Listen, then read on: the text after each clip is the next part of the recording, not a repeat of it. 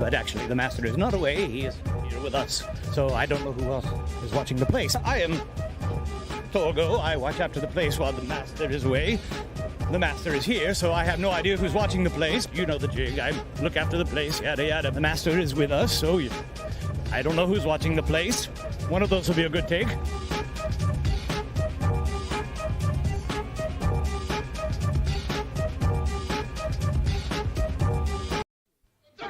Monty Capoletti is just a regular guy. He loves his family, with a few exceptions.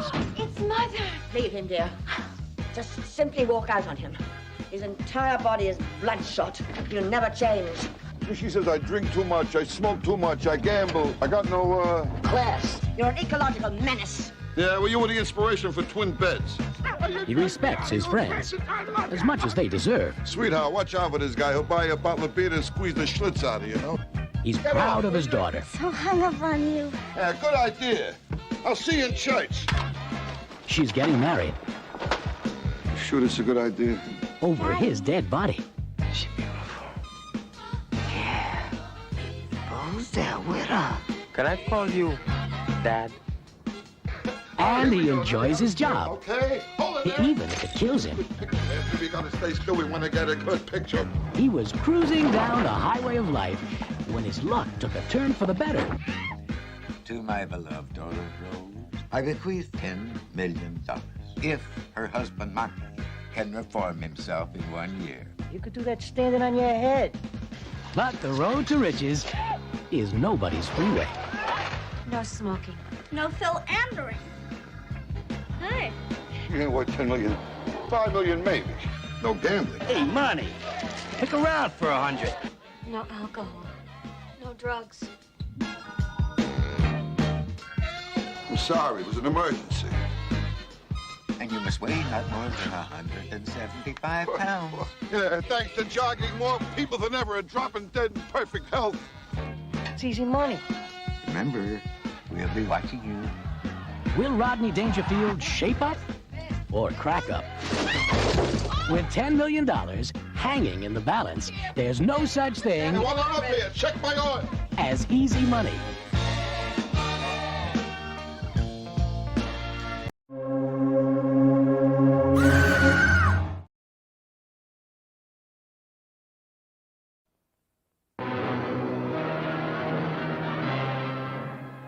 It's alive, sir. I saw it. I shot at it. I hit it. I know it. Nothing happened. It just kept coming at me, making a noise like a cat mewing. Captain, it was awful. If you could have seen those hands and those eyes. Captain, you've got to do something about it. You've got... Is it human or inhuman? Earthly or unearthly? Baffling questions, astounding questions that not even the world's greatest scientific minds can answer. Gentlemen, do you realize what we've found? A being from another world, as different from us as one pole from the other. If we can only communicate with it. See? What happened, Doctor? In the greenhouse, I was working. I couldn't see. Yeah. Then a blast of cold air, and I heard Olson scream. Come here. Get in the corner. Now hold this in front of you. Stay by the light switch. 1.9. Needles hit the top.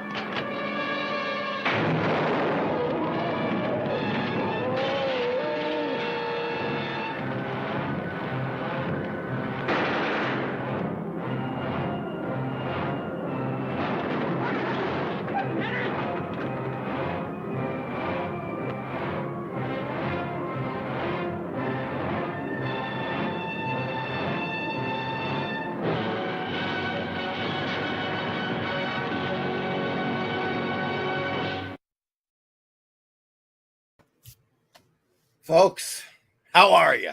And a happy Friday to you. You know, this is particularly a great Friday because I finished my freaking taxes. I don't know about you guys, but man, I hate doing taxes. It's just one of those things that you get into it and it's just mind-numbingly tedious. And it's for that reason that for the longest time, for years, I have thought, hey, flat tax, screw this, figuring out what you owe. Everybody pays 15%. That's That's it. And it's 15% of the gross. If you pay, for instance, if you make 40 grand, you pay $6,000. That's 15% of 40 grand. If you make $1 billion, you pay $150 million. That's what you pay. You don't, there's no wriggle room. You can't get out of it. You can't do a, hide it in net earnings saying, oh yeah, but I made grossed $1 billion, but I only made 30 million or some bullshit. No, you pay the 150 million. It is much harder to hide gross earnings than net earnings. Obviously, that's what they do. That's the racket. That's the scam. So in any case, flat tax. That's what I'm saying. But a good evening to you all. And you have just seen the trailer to the Howard Hawks produced classic science fiction film, The Thing from Another World, which of course was remade. I don't even know if you could call it a remake, because what John Carpenter did is he went back to the source material, Who Goes There, written by John W. Campbell in the 1930s. And he actually did the novella. The Thing from Another World is loosely based upon Who Goes There, the original novella, but Carpenter followed it much more closely. So we're going to talk about that too later, because both films I think are fantastic. I think The Thing from Another World is so good. It's one of those films I watch every year. It's so damn good. And guess what? They just added it on Tubi, folks. It's on the Tubi. Oh, yes. God, I'm so damned happy. And they've added some other stuff that is just, yeah. Well, you're going to see the lineup. Not only that, but tonight, folks, we're going to take another look. And I think we're going to make this a weekly thing, because Bud's Art Books, aka, of course, Bud Plant, has added new stuff. So we're going to take a look at some of that new stuff. And I think you're going to love the shit out of this new stuff that he's added.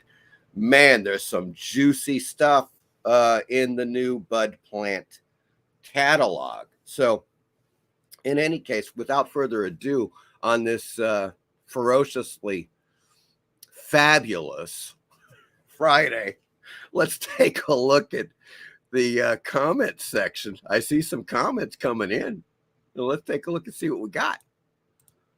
Michael Taylor's on the scene. Hello, Michael Taylor. How you doing? Easy Money. Yes, Rodney Dangerfield, one of my personal favorites. I hope you guys dig that guy too. And we're going to take a look at Easy Money, which is also now on Tubi. It's fantastic. The Thing from Another World is on Tubi, Michael Taylor. Indeed it is. Chad M says, hello. Hello, Chad. How are you doing? Chad M says, I need to check out the original The Thing from Another World. You should check it out. Chad, it is on Tubi. Make it maybe this weekend. It is fantastic. The thing about The Thing from Another World, here's the thing about The Thing from Another World. It is 98% meat, 2% filler. That's what it is. It is so streamlined. They don't waste any time. There's literally like 2 to 3 minutes where it's just kind of like, okay, here's some character stuff where, a couple of people are just talking, like small talk, whatever. The rest of it is just completely plot driven, propels this film from minute to minute. They don't waste a minute of this film. It's fantastic. It's just like Carpenter did the same thing with The Thing. It was just no bullshit. There was no lollygagging around. There wasn't anything like, yeah, hey, Fred, how was your day? Well, what about those Dodgers? Yeah, nice weather we're having, which they do all the time. It's padding. It's what we call in the film biz, padding the film. Okay. And there is none of that in The Thing from Another World or in John Carpenter's The Thing. So just had to Just had to say that. You got to check it out. It's fantastic. Michael Taylor says, Mike, do you do your... Yes, I do, Michael Taylor. And that's why I'm completely insane now. That is the whole thing with that. I mean, and it's business taxes, folks. It's not just individual taxes. It's I have an LLC, so it's one of those things. Also, let's see. Michael Taylor says, yes, Rodney doesn't have to say anything to make you laugh. Yeah, he's just there. He's the hilarious presence. Yeah, it's absolutely true. Okay, guys. I tell you what, let me show you something here. Now, I will show this again because Michael Taylor says impressive. No, actually, it's insane, Michael Taylor. Okay, because for 2 days, and I'm talking 2 solid days, I'm so insane that I don't want to, like, for instance, like a gun near me. Let me put it that way, because, it's just, it's a dark, you go to a dark place. It's just so tedious. The forums are ridiculous. I don't even want to get into its boring shit, but yeah, it's just bad. I dread 2 days out of the year, and it's that week before April 15th, folks, because it just sucks. Chad M says, I watched Harbinger Down a while back. It's from the same studio that made the Thing 2011 prequel and got upset Universal wanted all CGI. Correct, Chad. Yeah, and that's so what happened is that Alec Gillis from ADI and the gang from ADI decided to make their own film, Harbinger Down. I actually helped fund that film. There was a Kickstarter, and check it out. You're going to love this, Chad. Check this shit out. I'm just going to do this real quick and do a little, you got to see what I got.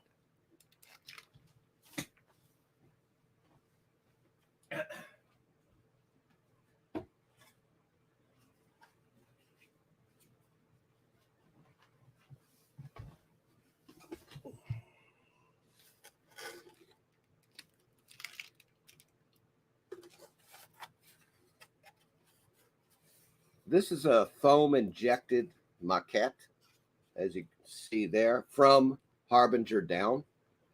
This was done by Alec Gillis. It is freaking insane. And as you can see on the back, it is hollow. It is signed and numbered by Gillis on the bottom here, and a couple of other people. It was, this was number 39 out of 50 that they made of these. And if you guys haven't seen Harbinger Down, absolutely see it. It's such a fun movie. What they did is that they were, pissed off with the Thing 2011 because they'd done all of these really great practical effects for the film. And as Chad was saying, but the studio was just like, yeah, we're going to go CGI. And so they scrapped the shit. And so Alec Gillis and crew were just like, hey, screw that, man. We're going to make our, film. And we're going to make Harbinger Down, which is kind of like The Thing to a certain degree. It's a little bit like The Thing out to sea. Let's put it that way. And it's just great, man. It's a fantastic popcorn science fiction film. They shot it, I know the Kickstarter was like 350 grand. So they made that on the Kickstarter. They may have had a little more money, but not much. Very, very low budget film. It was definitely well under $1 million. And considering that, of course, Lance Henriksen is in it. He does a great job. The acting is very good overall, in my opinion. I think the effects are great. And of course, they're practical. They did not do the CGI garbage, which of course, that's what, ADI is famous for. It's practical effects, incredible animatronic effects that they do. Alec, Gillis is just, and his crew are just fantastic, man. What great artists. And so when I saw the project was on Kickstarter, I was like, yeah, well, I'm going to definitely kick into this. It was, no doubt about it, man. It was a must. And so I got this. I got a signed poster from the cast and crew, and a couple of other things. But this was the biggie right here. This maquette is just absolutely freaking great. I love it, and I really like the film a lot. If you haven't seen Harbinger Down, check it out. I think it's still on Tubi as well, guys. So you may want to check that out.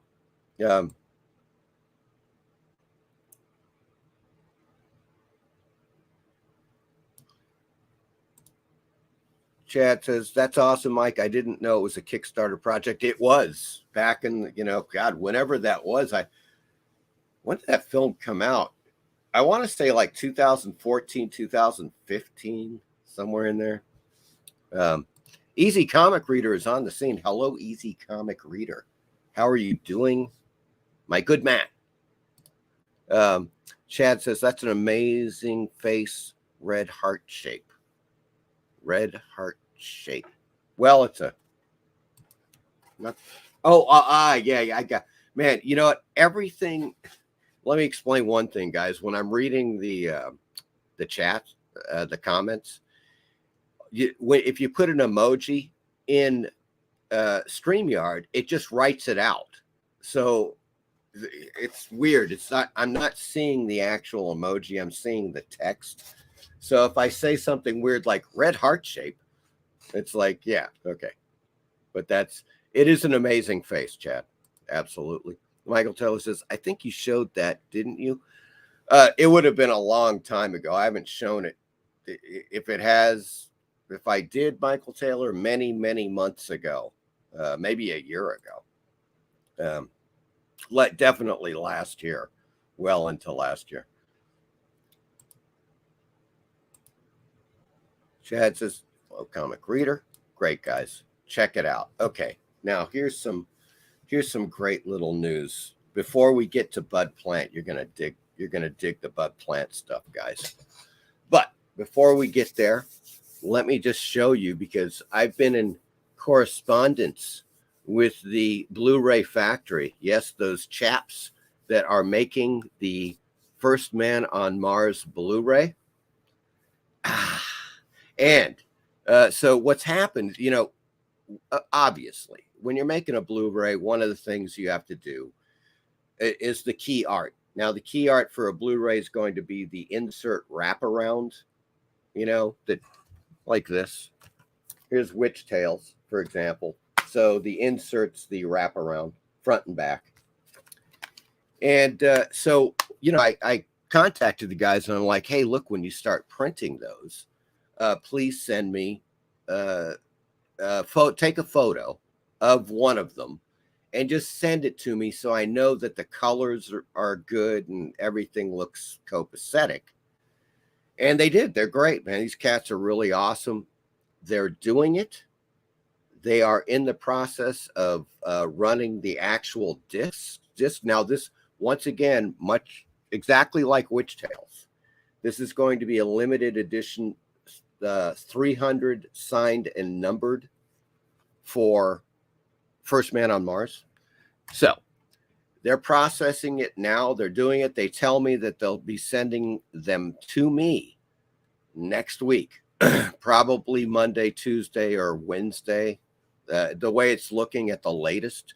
So I might have those bad boys by next Friday, which would be fantastic. We'll see. If not, definitely the following week. But now I'm actually on schedule. I was running at least 2 to 3 weeks behind on the First Man on Mars Blu-ray project. It was just, I ran into a bunch of shit. And so I just, the timing, wasn't good for getting it to the Blu-ray people. But these guys are pretty quick. So they're kind of shaving off a week or maybe 2 weeks off to what I thought was going to be at least May 1st. It's looking now like April 20th. So, in and around that time. So we'll see what happens, but it's looking very good. But let me show you one thing. This is the photo that they sent me of the, it's kind of, it's what you might call this a kind of like an informal proof. That's about all I can say. Now you guys can see that. I'm going to make it larger here. So there it is, folks. That is the cover. And then, of course, it's a wraparound. So you see the back of the Blu-ray as well. It turned out brilliantly. Their printing is fantastic. As you can see, there's multiple copies there. And as I said, they were kind enough to send me, just take a photo, as I requested. So I made, just to make sure the colors were on. That was the important thing. Like, for instance, the flesh tones weren't orange or red or some shit. That happens. You'll get them back and you're like, okay, this is not good. But these guys did an excellent job. And so that is it, folks. Now, as you might recall, I did a piece of original art. You guys, and I'm going to show it to you in a second here. And initially, I thought that was going to be the cover, but no. When I went back to the original cover I did several years ago, I revamped that, and I decided it was much better. I think look, this is a sci-fi horror comedy. It's really a satirical homage to 1970s drive-in sci-fi horror films. I mean, as you can see there, I don't know if you can read that, but one of the critics said, "The incredible melting man for the 21st century," which was great because it was there. That was one of the films that largely inspired First Man on Mars. So when I got the review back, I was like, holy shit, this guy knows his stuff. And that's exactly what I was going for. So in any case, they sent the proof, a photo of the copies, and that's totally cool. But now let me show you something. I'm going to stop that screen. So this is just the Witch Tales Blu-ray, right? This is what the original art. You guys remember the original art that I did? I showed you this. So it's going to be black and white. It's going to be an extra insert on the interior of the Blu-ray, like a card. It's going to be like a card. There's going to be the space below. That is where I'm going to sign and number this. This will be signed and numbered. Then the First Man on Mars disc is also going to be numbered. So there's going to be a corresponding number on the insert of the original art and on the disc.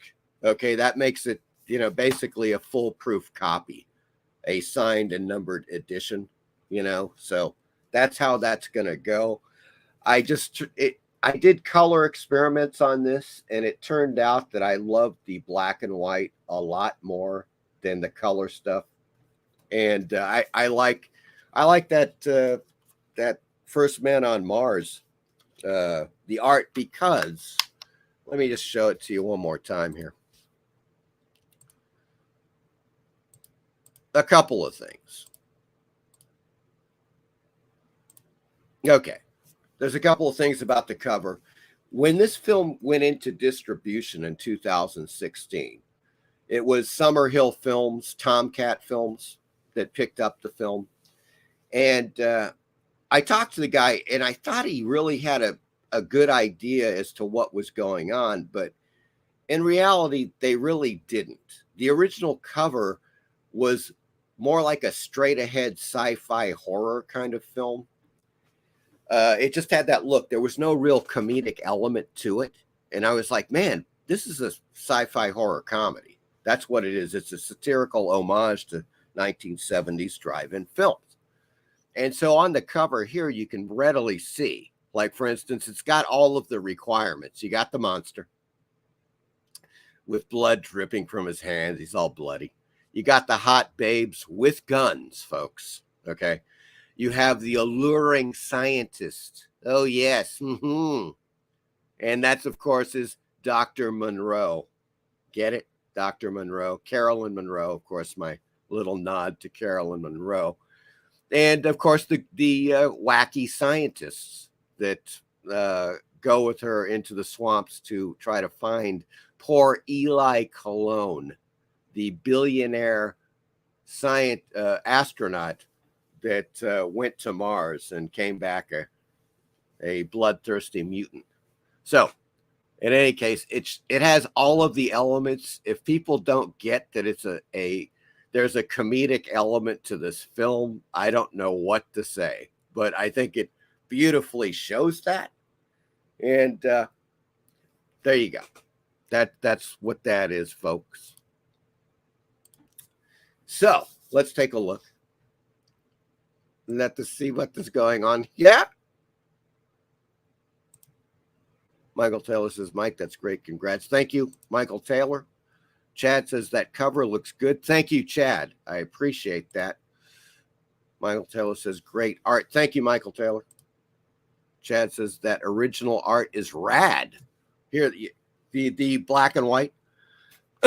Yeah, because the other, I mean, obviously the I did photo montage for the actual cover, but thank you, sir. Yeah, this is the original, of course, huge. It's like I don't know, like a 10 by 17. It's big. And I put a lot of work into it. There's a lot of detail in there. And you'll see it soon enough. But you can kind of tell it turned out really good. I love it. And it's going to make for an awesome Blu-ray insert. That's the point of it. And so that it worked out well. In the end, it worked out well. Easy Comic Readers is BW looks nice. Thank you, sir. I appreciate that. Okay, folks. I think first what we want to do is take a little gander at Bud's Art Books. Now, a few new things have arrived, and you're going to want to check these out. This stuff is just freaking fantastic. Michael Taylor says, yeah, that art and detail is fantastic. Thank you, Michael Taylor. I appreciate that, my good man. Okay. Folks, I'm going to Bud's Art Books. Oh, yes. Here we are back at Bud's. Now, Bud Plant, he's a giant. He's one of the biggies in the world of genre of fantasy, science fiction, horror, artists, distribution. He's been around for decades. Well, he's been around, since the 1960s. So this guy is still going, still cooking, has a great operation. It's Bud's Art Books. And we're going to take a look at stuff that has just arrived at Bud's Art Books. Here we go. Well, there's a history of modern manga right there, which apparently now these things may not be new. This is stuff that Bud's Art Books has just gotten in stock. So they're just to let you know. Some of these things are brand new. Some of these things aren't, but it's new on Bud's Art Books. Heads Together, Weed and the Underground Press Syndicate from 1965 to 1973. Thor by Jason Aaron, Omnibus Volume 1. Mr. Mammoth, I don't know what that is. There we go.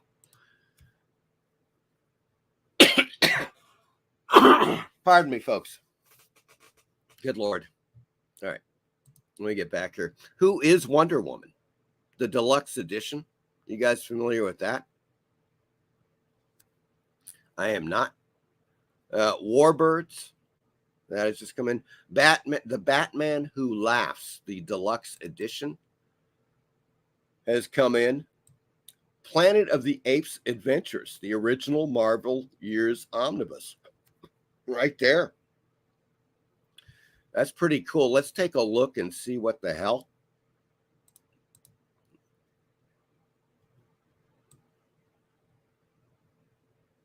Collects issues number 1 through 11, 1975. Recommended. Art by Mike Plug, Alfredo Alcala, etc. Wow. Relive the classic films, of course, Planet of the Apes and Beneath the Planet of the Apes in these Marvel adaptations. Very cool stuff. Yep, Marvel 2023. This is brand spanking new, folks.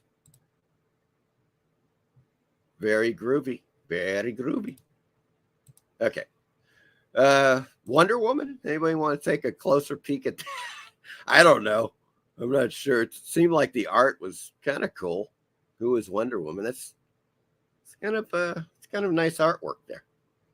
Almost three-dimensional.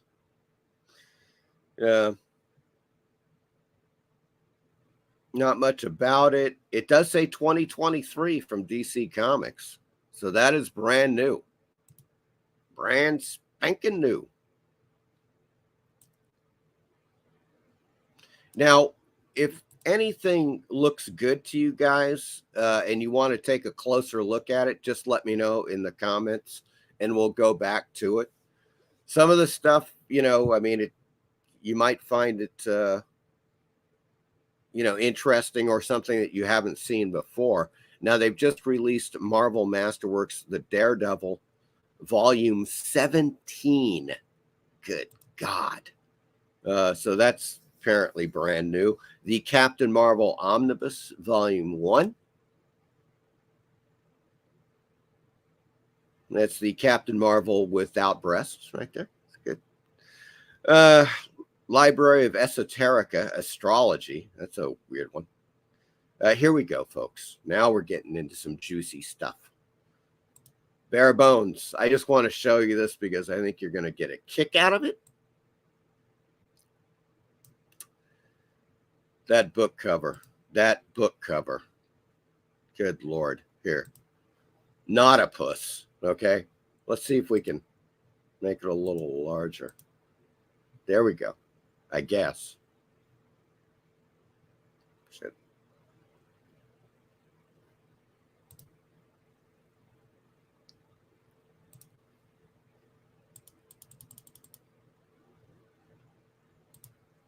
It's kind of blurry, though.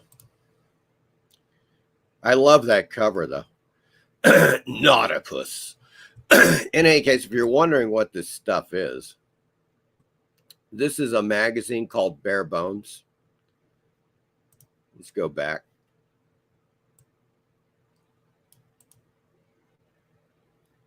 And as they say on the cover, unearthing vintage, forgotten, and overlooked horror, mystery, sci-fi, western, weird film, paperbacks, comics, pulp fiction, video. Featured in this issue, Gelb, Mike Shane, and Shao. I think it's could be, I don't know. I'm not going to take a guess.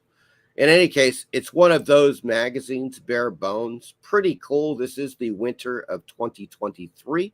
It is issue number 13. I might end up getting this one. It looks pretty cool. So let's take a look at some of the art here they've got on the inside. Some great covers. Roberta the Conqueress. Yes. Agent 0008 meets Modesty Blaze or Modesta Blaze. They man, these spin-offs are hilarious.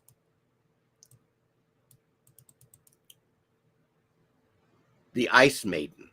I can't even read that fucking thing. From Rapture with Love, I guess. Okay. Let's get down. Yeah, this one's much better, I think. Check this out. Nice. I'm going to bring it down.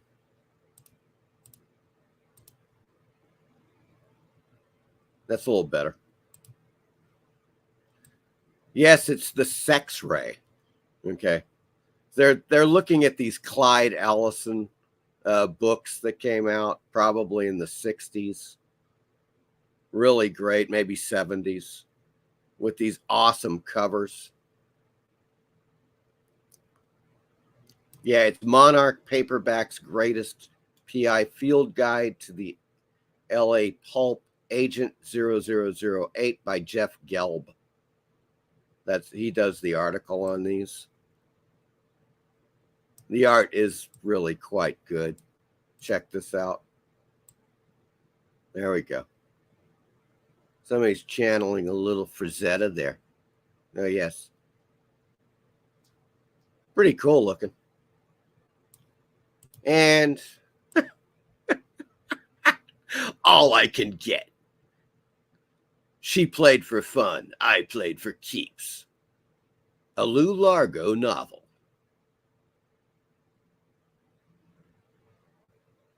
My God, that is just great. Okay, so that's what we're talking about here, folks.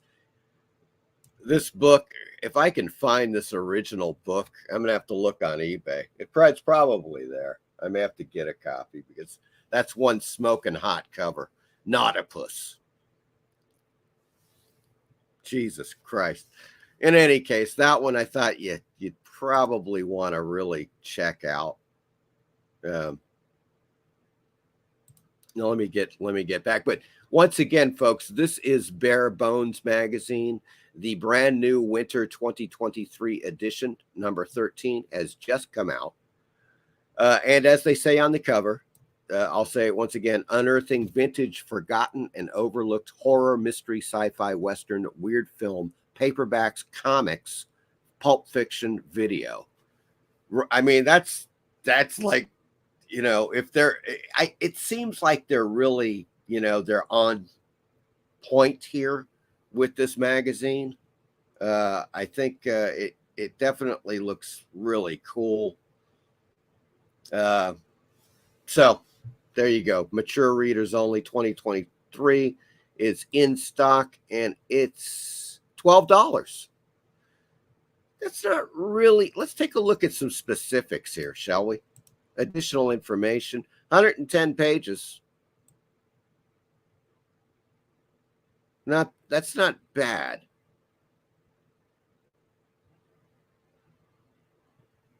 Yeah, I think I'm gonna have to pick up this issue, and I'll do a video on it. That's fantastic. I can't get over this book. Nautipus. What?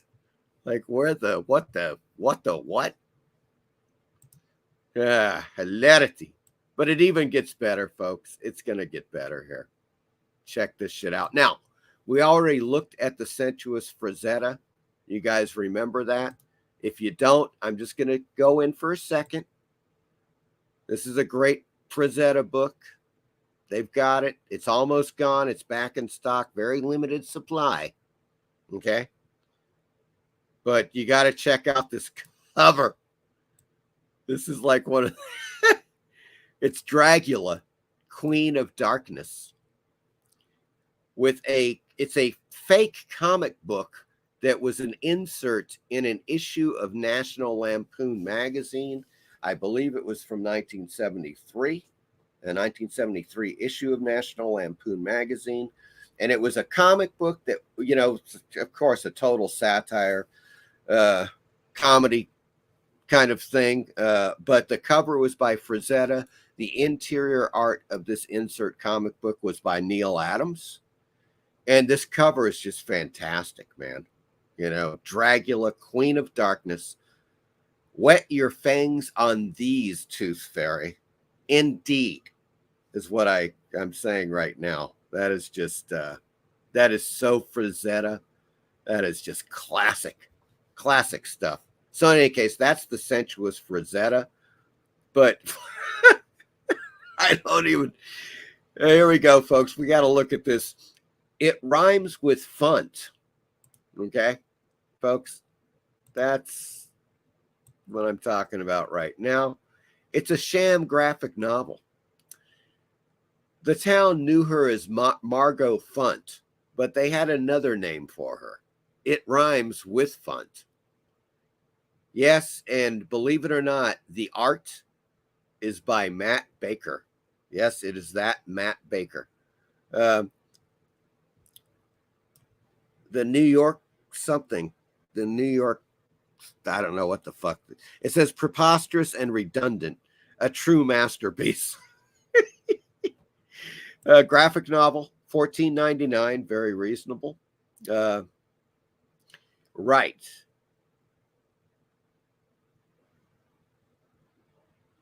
Oh, that's just great. So originally, yeah, this, okay. Now I got it all twisted up here, folks. This was originally released in 1950.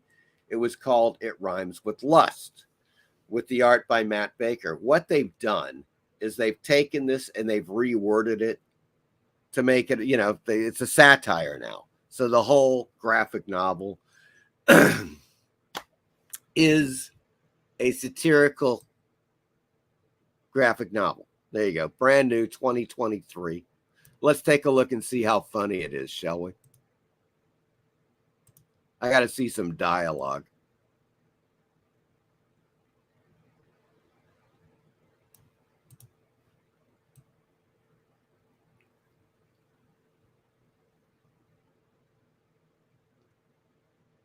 Okay, I don't know about this. I'm not sure, folks. I just thought you'd want to see it. I'm not sure. Here we go with Bellet and Valeria. Volume 1, Swords vs. Sorcery. Brand new on Bud Plant. Just let me know in the chat if you see something you want me to take a closer look. I will be more than happy to do it. Heavy Metal Magazine, number 320. Apparently is... Yeah, let's take a look at this for a second. Just arrived. This is 2023, apparently. How odd. Of course, it's Tarna on her birdie there. Fighting a dragon, apparently.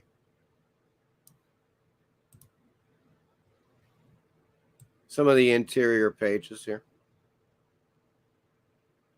Looks pretty good.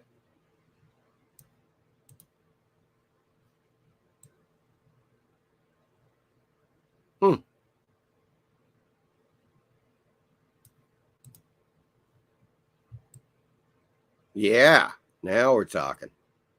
Now we're getting back to that heavy metal that I knew and loved so much.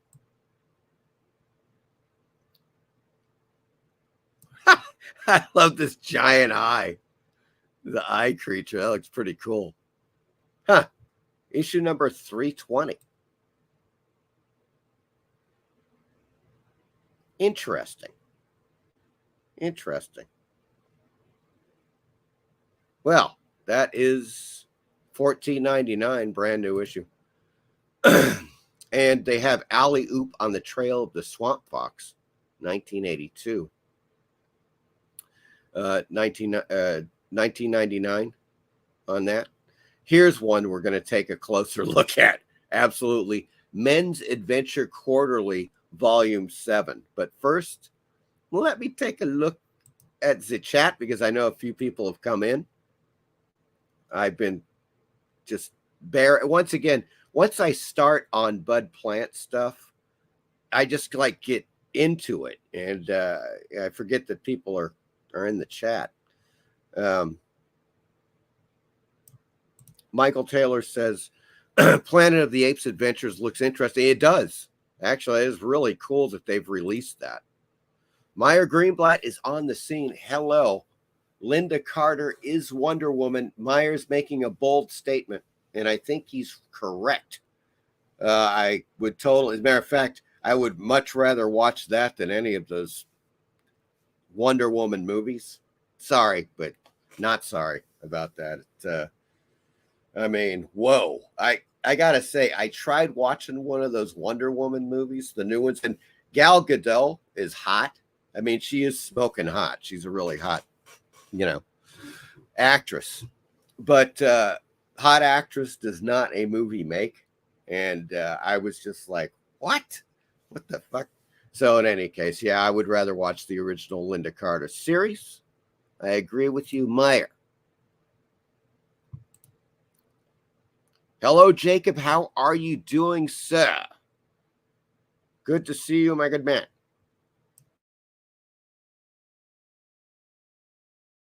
all just happened? Oh, there it goes. Hail, Horror Mike, my good man. Hello, Eric. Good to see you, sir. All right. We have a great crowd as usual. All you guys are awesome. No doubt about it. Let's see. What do we got here? What do we got? Eric says, hail to the mighty chat. Michael Taylor says, great art. Yeah, there's some really good stuff in the Bud Plant, catalog for this week. Michael Taylor says 12 is not bad for that book. It's not. The prices typically with Bud Plant or Bud's art books, as he is known now, are very reasonable, in my opinion. Sometimes they beat Amazon, and I've proven this like with some of those PS art books. When they have a sale, their prices are better than Amazon. It's quite amazing. And of course, you're supporting a true indie bookseller that's been on the scene for decades. Bud Plant is like part of our established culture. When we speak of science fiction, horror, and fantasy art in particular, Bud Plant's one of the biggies. Jacob says Frazetta on cover, Neil Adams on interior. Wow, yes, that is what that was. Now, of course, in the book, The Sensuous Frazetta, it's only the Frazetta cover, of course, because it's about Frazetta. But this is an issue of National Lampoon, and I believe it's from 1973. And so if you look back, you can find it. I just can't remember the month that the issue came out, but it is Dragula. That's the comic book insert inside the magazine. And as I said, yeah, Frazetta does the cover, Neil Adams does the art. I'd love to get it. I would just love to get that issue and see what it's all about. Michael Taylor says, Heavy Metal Magazine, cool cover. Yeah, they went, they admittedly, Michael Taylor, they've kind of milked the hell out of Tarna. I mean, seriously, man, they have just, Heavy Metal is just, I mean, the covers, like, especially in the last few years, I've just seen covers, various covers from the new issues. I only have one new issue. And that's actually Nelson, the B-17, well, what they call Nelson. It's the B-17 gunner from the original Heavy Metal film. The guy that's like a zombie ghoul type creature. And that was issue number 300. So this is issue number 320. They're still going. I heard they were having financial difficulties. So I don't know what's really going on with that. And we'll find out, I guess. But they have come out with a brand new issue, 320. So apparently they're still alive. Werewolf by Lunchtime is here. Hello, Werewolf. God. Yes. Yes, it is the morning. It's the morning in Australia. Werewolf by Lunchtime is here, folks. Hello. Good God. Jacob says, Werewolf was up transforming at lunchtime. Takes it out of you. Woo! Okay. Michael Taylor says, yes, Jacob, a 1-2 punch of great artists. Yeah, that is absolutely true. Werewolf says, hi, Jacob, 7:47 a.m. Yeah, indeed. Michael Taylor, major crush on Linda Carter. Yes, he was quite spectacular back in the day, Michael Taylor. Okay, guys. Here we go.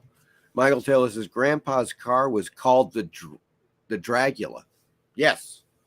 And of course, then there was who was the guy that, fuck.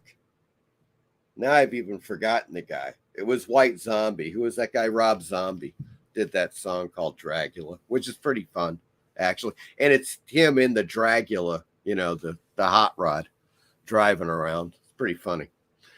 But in any case, yeah, Dragula, this was, I don't know what, the whole thing was, it's just this hot babe with amazing breasts, and she's a vampire. in New York City, and I don't know much else other than that. So, guys, let's take a closer look at Men's Adventure Quarterly, Volume 7. Oh, yes. Now, check out that cover. That is hilarious.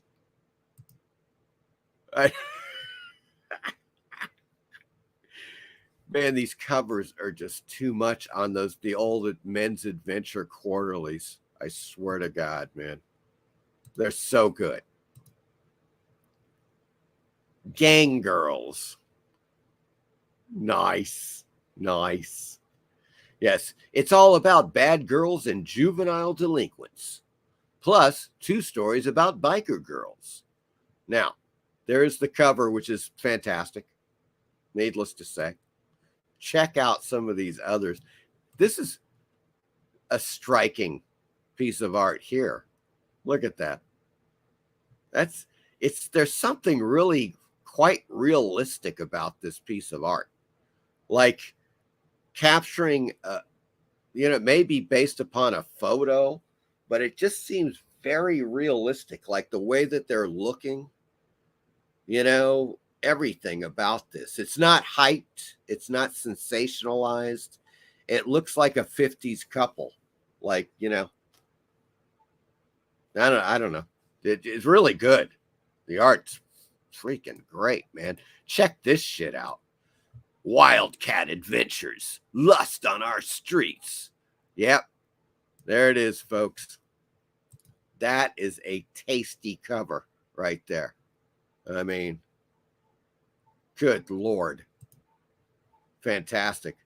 Now, once again, this is brand new for 2023, $31.95. We'll get to the specifics very soon. Let's take a look at this one. Wildcat Adventures again. The 9 Nudes of Count Peregrini. Oh, yes. Street Queens. Teenage Gangs. The Torrid Tiger Nymph of Nyasaland. Okay. There you go. I mean, that's some top shelf stuff right there, folks. Oh my God. Juvie novels. Hold on.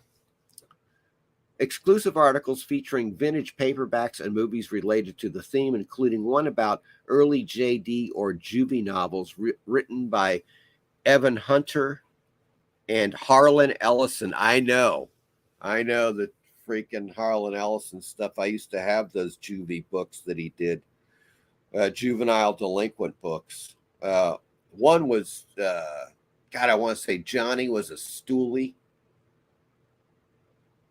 That was one. There was another one too. Some of that stuff came out of Pain God and other delusions. I know that was a collection of stories he had, but so he wrote there was something, I want to say he wrote a novel or a collection of stories called Rockabilly. But in any case, I digress. This is Wildcat Adventures, folks, with another hot cover. Love it. Check this out. This is saucy. Woo! Hi. Oh, yes. Double feature.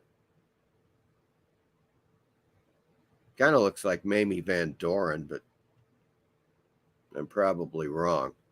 Or maybe I'm right. I don't know, but that is one spicy clamato. I'm telling you right now. That's just brilliant. Just brilliant. So, folks, this is Volume 7 of Men's Adventure Quarterly. 31. Now, it's $31.95. Obviously, it's in color and black and white. Let's look at the specs, see what they got. 148 pages, partial color. 8x10, soft soft cover, sorry.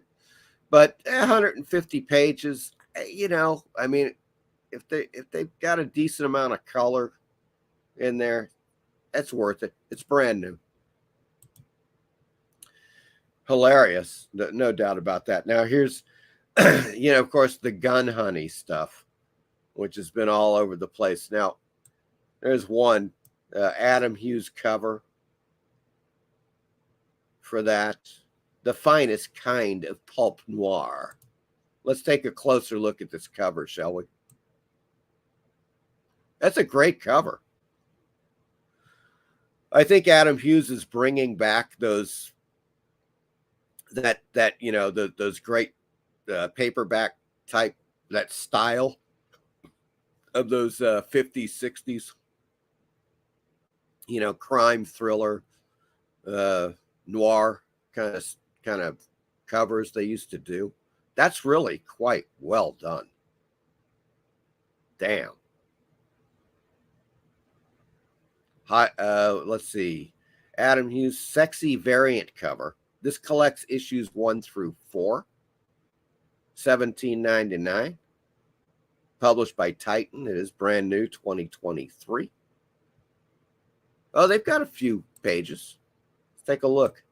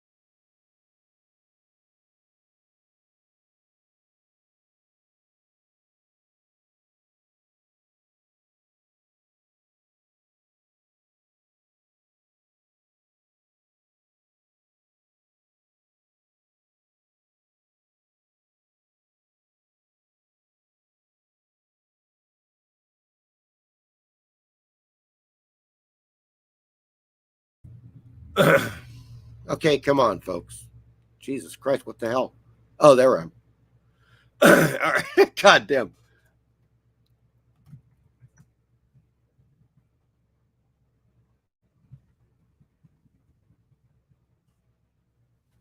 Sorry about that, guys. Got disconnected. That was fucked up. That was really weird. I didn't even realize that was going on. Let's try all this again, shall we? Hopefully you guys can see me now and hear me. I'm apparently back on. Just let me know in the chat if you can actually see me.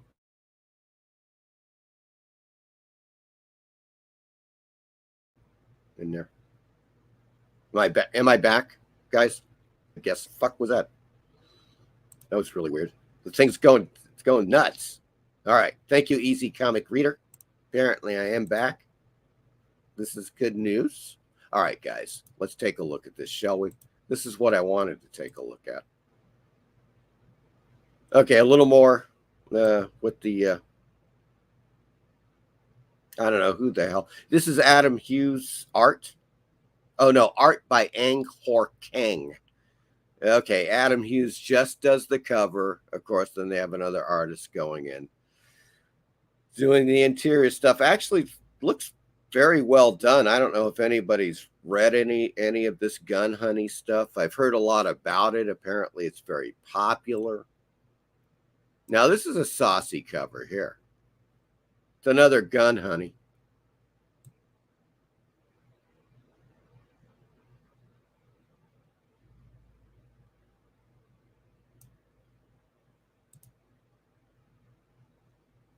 Oh shit. Sorry about that, guys. Here we go. We good? There we go. That is this is another issue, or it's another collection. Hold on. This is Blood for Blood. Gun Honey, Blood for Blood. There you go. I mean, it's like, yes, okay. It's a chick. She's got honey all over her, and she has a gun. Gun Honey. I get it. Okay. But, I mean, it looks well done. Well done. So that's Gun Honey, folks. That's as much as I'm going to do that with the Gun Honey. Werewolf says they should make the interior artists do the cover art. That way we can see how many people collect comics or not.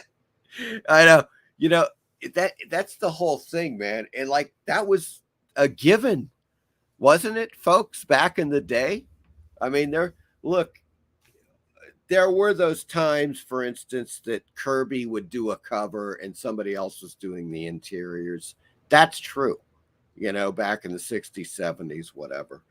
But typically speaking, for example, if it was a Ditko cover, it was Ditko interiors.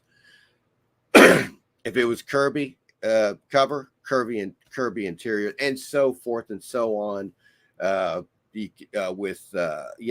If it was John Buscema or any number of artists, whatever, what you saw on the cover, you got on the interior. Michael Taylor says, hot cover. Yes, it was a hot cover. No doubt about that. That's a Gun Honey cover, folks. It ain't no joke. Now, here's some stuff. Top 10 compendium. I don't know. Oh, yeah, we covered this. We covered this the last time with the Thor. So that's it. That's the end of the new stuff on Bud Plant. I hope you enjoyed that little look into the new Bud Plant action. I thought some highlights were the Bare Bones magazine with the Nautipus. Fantastic. I think I'm going to get an issue. $12. I think it's damn well worth it. It's, if people don't know about this and they just came in, this magazine, Bare Bones, is all about unearthing vintage, forgotten, and overlooked horror, mystery, sci-fi, westerns, weird films, paperbacks, comic books, pulp fiction, and video in one magazine. So it's right up my alley, personally. It's one of those things. I've never bought an issue. After seeing this one, I am definitely compelled. I'm going to have to go back to some of the previous Bare Bones issues. As a matter of fact, let's take a quick look. I don't want to bore you guys, and I don't think you will be bored here, but let's take a look at the Bare Bones for a second. They have several.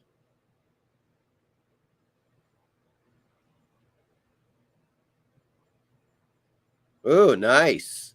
Boy, remember that. Oh, nice. Giant special issue 2021. Whoa, $6.99.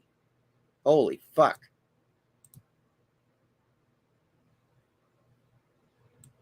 Let's take a look at this closeout price, $6.99, folks.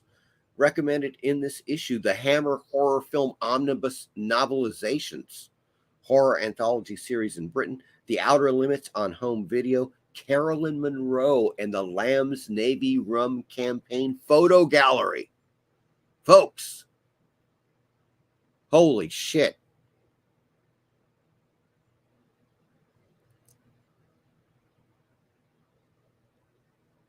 Oh, look, here's some photos from that. There's Carolyn Monroe doing the Navy Rum ads. Holy shit. Oh, this stuff, these guys are just, they're playing my tune here. They're playing my tune. This is too good. Wow.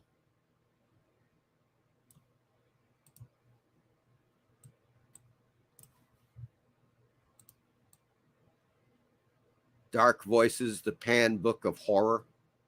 Very cool. Now, keep in mind, guys, for instance, let's go down to the additional info on this. 110 pages, soft color. It is black and white on the interior. So, you got a color cover, black and white interior, 110 pages. But, man, closeout price $6.99. That's a hell of a deal. I'm going to scoop one of these. I just want to see what it's really all about. I'm going to save this. But that is really cool. That is some really cool stuff right there. So they have, obviously, as you can see, they have various issues. Let me take a quick look. Anybody want to see anything in particular? Let's see. Eric says, top 10 recommended. My only complaint about that series was Moore's character. King Peacock, lame character. He didn't do much. Everything else, though, was a good read. What was that, Eric? I've just blown a fuse. What? Oh, you mean the Gun Honey, Eric? Gun Honey books? I have not read any of those Gun Honey. I see the covers, and obviously some of them are incredibly eye-catching. Some of them just seem like softcore porn.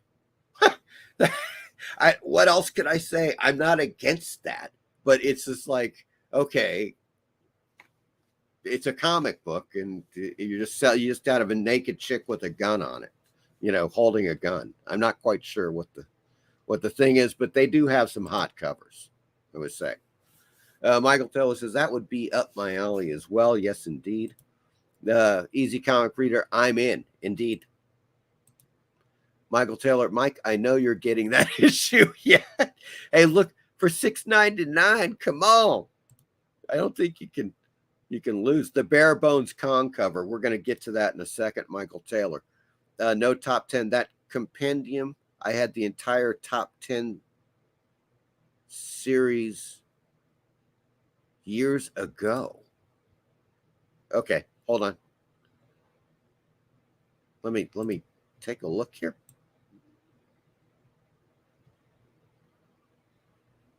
Well, let's take a look at this King Kong for a second. This is Bare Bones Volume 7, summer of 2021. $12. Ooh, recommended. All new Stuart Gordon's Lovecraft adaptations. Classic genre film comic adaptations from Fawcett, Dell, Gold Key. Inside the Once Upon a Time Hollywood. Oh, okay. Inside the Once Upon a Time in Hollywood book launch event and roundtable discussion with Stephen R. Bissett, David Shaw, and others. James McKimmy's Dell first edition paperbacks and Mike Shane novels. I remember this King Kong cover, this Gold Key, so well, as I'm sure some of you guys do. That is just one of the classic Gold Key covers for their giant classics. King Kong, the greatest adventure story of all time. That is just fantastic. Bare Bones, folks. They cover a lot of stuff that we love. There's no doubt about it, And once again, it seems like they all run 110 pages. So just to let you know, that's kind of the deal with that. Very cool. Very cool stuff.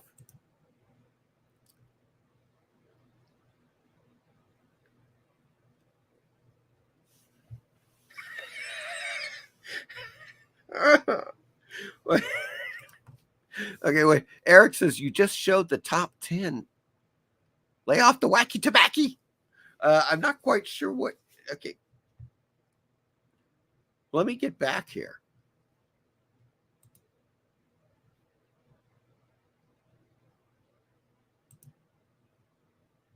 I'm not quite sure what the hell you're talking about.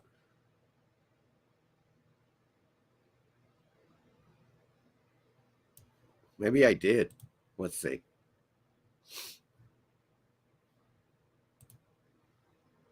Let's go back. We were down here.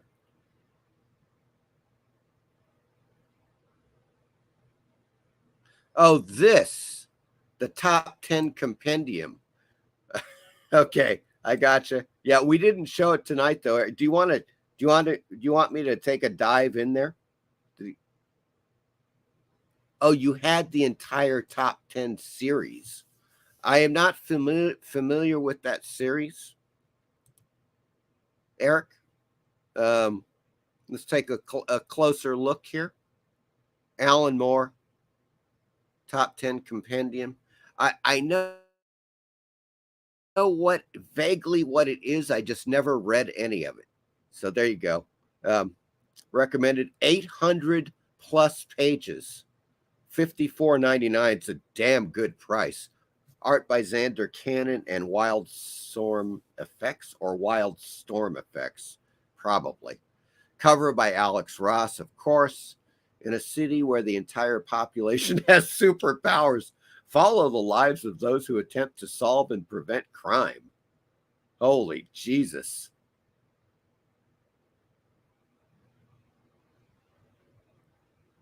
Huh. Citizens can read your mind, tell your future, and commit crimes unheard of in the rest of the multiverse. DC Comics 2023 Compendium. Wow.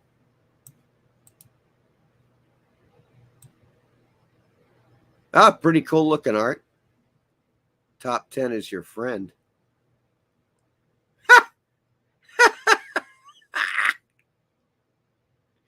That is great. Jesus Christ. There we go. That's pretty cool looking. Pretty cool looking art. All right. That's top 10 compendium, folks. 800 plus pages for $54.99 is a pretty good deal, actually. But in any case, that was our look at Bud's art book, just arrived stuff. I hope you enjoyed that. Michael Taylor says, that sounds good. Easy Comic Reader says, hello, Eric. We're off by lunchtime. I recently watched your PS Art Books video, Mike. Loved it. I have one very hard to get here in Oz. Yeah, I would imagine that would be a little tricky, Werewolf, to get those, in Australia. I wonder if there's a major distributor for, or like, a distributor for PS Art Books in Australia, like, specifically. That'd be a good question, really. I don't know. Eric, no, that's fine. Okay. Sorry about that. Michael Taylor, when did they stop publishing Bare Bones? No, it's ongoing, Michael Taylor. They're still doing it. So that's really quite cool that they're doing Bare Bones magazine. It looks really cool. I can't believe I haven't picked up an issue earlier, but it's all about, the stuff that we love, folks. I mean, that's what Bare Bones is. So, it just seems like it's kind of a natural. Once again, for people that have just tuned in, we've been looking at the newest issue of Bare Bones magazine, winter of 2023. This fabulous cover that's from a book. It's Nautipus. One of those classic, as they say here, Agent 0008. I believe it's Jeff Gelb, or it's Monarch Paperbacks, greatest covers, possibly. I don't know. Something like that. But the whole point of Bare Bones magazine, once again, unearthing vintage, forgotten, and overlooked horror, mystery, sci-fi, western, weird film, paperbacks, comics, pulp fiction, and video. You got writers like David Shao, who's really good. I know him for his horror fiction. He writes a lot of horror fiction, but he writes nonfiction as well. And he seems to be a consistent contributor to Bare Bones magazine. So it's $12, 110 pages, brand new. But they have several issues, just to let you guys know. That's an interesting magazine. That's all I'm saying. It's one of those things you don't run across magazines that are all about pretty much covering everything in terms of like vintage science fiction, horror, fantasy, paperbacks, comic books, and films like they do. So it looks promising. I'm going to get an issue and then we'll look at it, you know. Well, we'll just kind of do it that way. But so here we go, guys. For people that have just joined us, I would humbly, my good fiends, I would humbly ask you to like and subscribe if you haven't already. That would be greatly appreciated. And without further ado, folks, I just want to bring back a couple of things here. Now, this was something I showed earlier. I'm just going to do it real quick because I'm very excited about this. It's kind of, for lack of a better word, this is a proof. They've started doing the printing on the wraparound covers for the Blu-rays, First Man on Mars, my film, which according to the Blu-ray people, this is going to be done. I will be getting them back by next Friday. We'll see what happens, but that's fantastic. It's earlier than I thought. So I asked the guy to snap a photo as they were printing the covers. And he sent me this, and it turned out beautifully. The colors are right on. I had concerns about colors and so forth, but this is going to be the wraparound, the front and the back.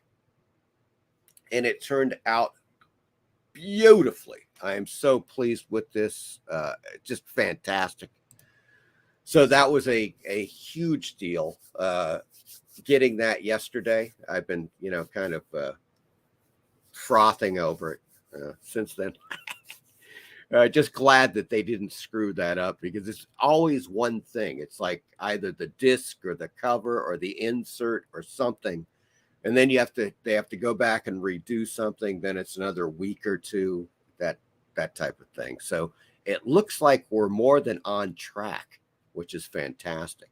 Now, I'm going to remove that. And we are going to go to, of course, obviously, you know it, I know it.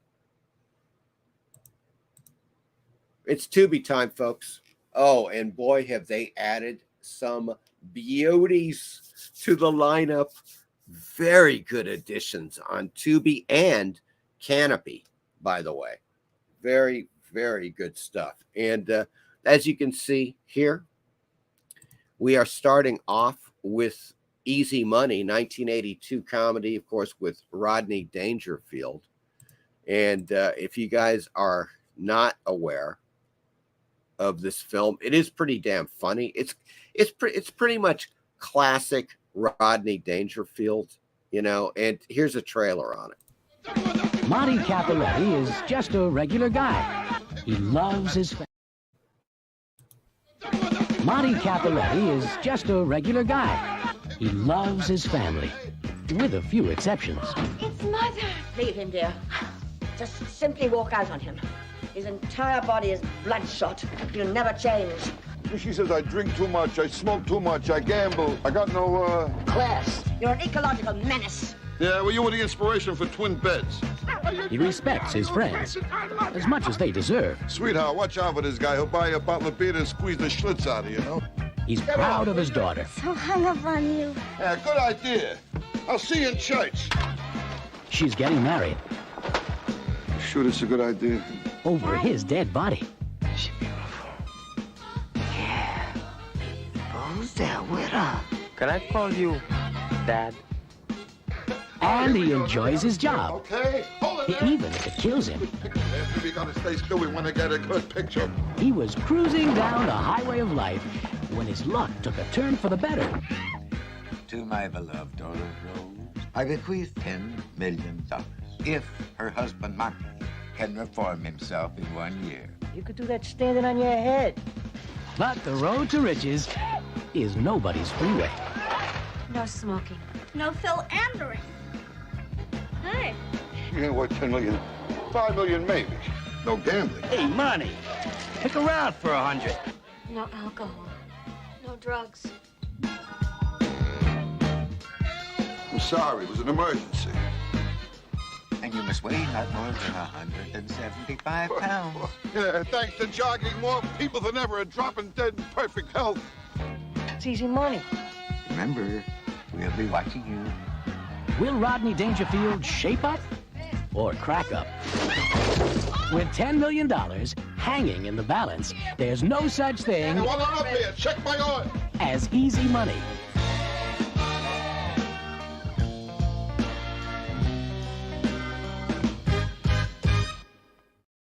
Oh, that's just so classic Dangerfield. Indeed. So let's check it out real quick here. See what specifically we have on this. Now they're going to start playing it. There we go. Easy Money, 1982. The plot. To inherit $10 million from his stern mother-in-law, a working-class slob has 1 year to give up his boozing, gambling, and womanizing ways. Of course, it's Rodney. And of course, it stars Rodney Dangerfield, Joe Pesci, okay, Jennifer Jason Leigh. So there you go. It's another madcap Rodney Dangerfield movie. And it is on Tubi. I plan on watching it. That is really quite nice indeed. Now, I'm going to go back to the comments because I see that people have chimed in.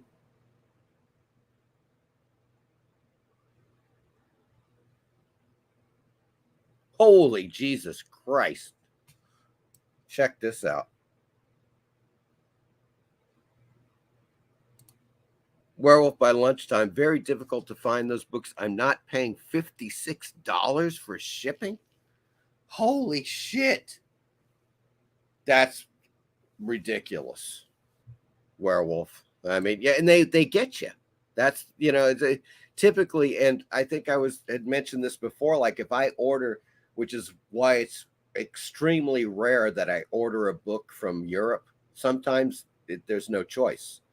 Yeah, you're looking at the book, it's like $10, and you're like, yeah, that's great, man. And then you look at the shipping, it's $25 or $30 or $35, something like that. And it's like double, triple, quadruple what you're paying for the freaking book. You're like, what the hell? It's just maddening, really. Michael Taylor says, other than Bud's art books, where can you get Bare Bones? I have no idea. I only know it's Bud's art books, Michael Taylor. Although they're probably on Amazon. Although I'm sure the price is the same, and I'd rather support Bud. It's Bud Plant, man. You know, than freaking Jeff Bezos over there at Amazon. In any case, Michael Taylor, because Bare Bones looks like a fun mag. It is. Very fun mag. It does look like a fantastic. Once again, I'm going to get an issue. We'll check it out. Eric says, looks good. Horror Mike. Bare Bones? I don't know. I've got to catch up on these freaking things here, man. Apex is on the scene. Hello, Apex Comics. Good God. Michael Taylor says, I love the review you got. As you said, he knows what he's talking about.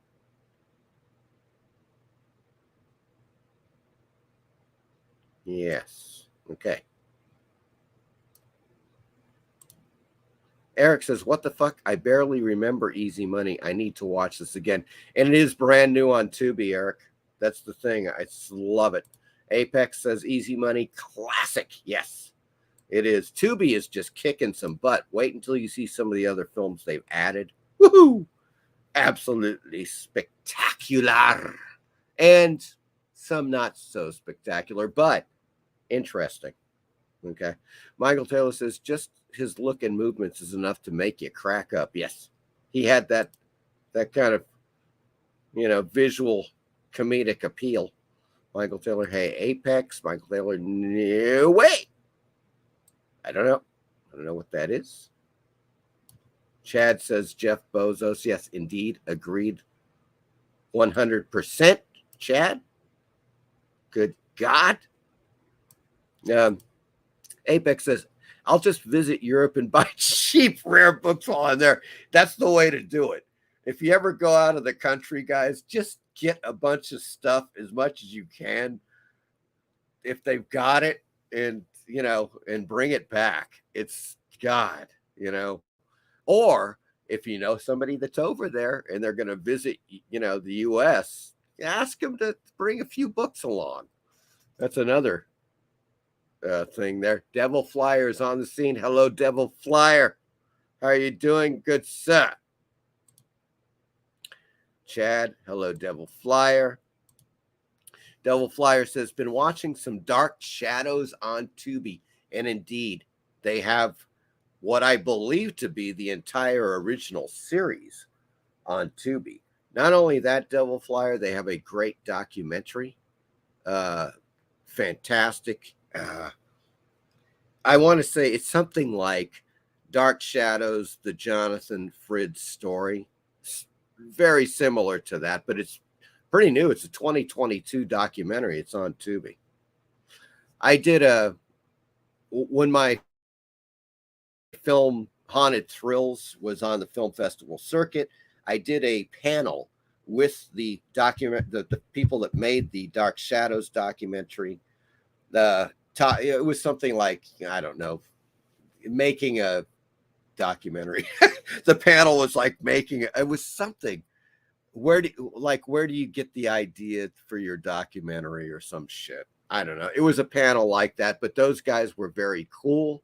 It's a great documentary. Check it out. It is on Tubi, or at least it was.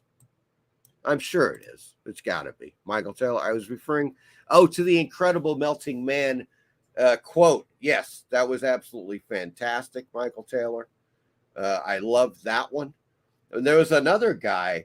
Now, look, you guys, you probably may know this by now, but I am a huge Roger Corman fan. Roger Corman, are you freaking kidding me? Little Shop of Horrors, Creature from the Haunted Sea, A Bucket of Blood, Death Race 2000. You name it, it's Roger Corman either directed or produced, of course, you know, just hundreds of films. Huge influence. And so another guy, let me show you. I just got to show you this. You may have seen that on there, or maybe you didn't. But I thought it was really cool. Yeah. One of the quotes there, Leiden nails the look and feel of a Roger Corman film. That was Bloody Flicks from the UK. And that one I was like, what? Yes. I mean, folks, being compared to Corman is like, it's like a dream come true. Okay. It's a humbling type of thing right there. That's all I'm saying. So, yes. Back to Tubi. Good Lord.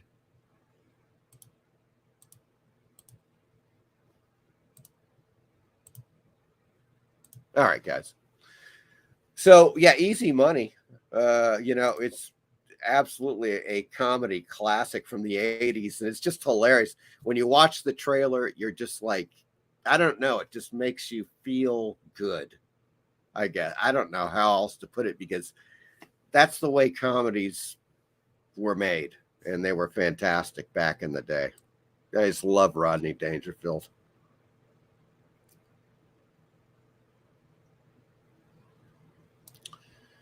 Oh, wait a second. Eric says that sounds less expensive that way. Apex. Yes, indeed. Yeah. Yeah. Going to Europe. Well, hey, look, if you got one of those red eye, you know, Super Saver flights on JetBlue or whatever the hell, it might. I don't know. Apex Comics, Dark Shadows on Tubi. Indeed it is. Momentum Hail. Devil Flyer. I got the book, guys. I got the Devil, as I've shown you a couple of times on my show, the Devil Flyer Ashcan comic book from Rex. Devil Flyer Rex right here. This guy. came in. It's great. I've got it. I love it. Michael Taylor says Apex Dark Shadows is on Tubi. Yes, it is on Tubi. Okay, I was just saying that. All right. I was just saying that directly, you guys. Good Lord. We were just talking about that. Here we go. Devil Flyer says all 2,225 episodes. Yes. No, I don't. There's a ton on there. Apex, Eat My Dust, first Ron Howard film produced by Roger Corman. Yes. I mean, God, Corman just, are you kidding me? That guy discovered so much talent. It's incredible. You know, aside from being a really great low budget director as well. Michael Taylor, the Nicholson character who loves the dentist. Yes, the masochist at the dentist office. That was Jack Nicholson's breakout role. You know, really, that was it, man. Eric says, that's what I'm talking about, Horror Mike. Your First Man on Mars pamphlet looks really good. Thank you. Yeah, that's just the insert for the upcoming, for the Blu-ray. That's, you know, that's what it is, but it turned out great. I am just stoked because I just asked the guys. I asked the Blu-ray factory. I was like, look, can you please send me just take a photo while you're doing the printing and doing the discs and everything, but take a photo of one of the insert covers and send it to me so I have peace of mind and I know that the colors are good and it looks, you know, decent. And they did. The guy just took a photo, sent it to me. Looks great. I have no complaints. I am so happy the way that they did it. It looks freaking fantastic.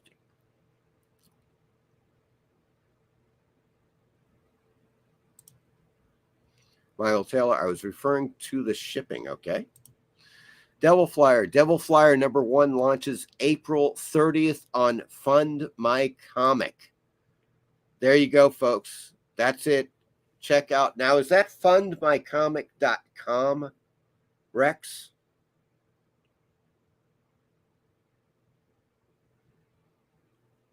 I have heard of this. Somebody was talking about, is it fundmycomic.com, Rex? Eric says, is The First Man on Mars only on Blu-ray horror? It will all, well, okay.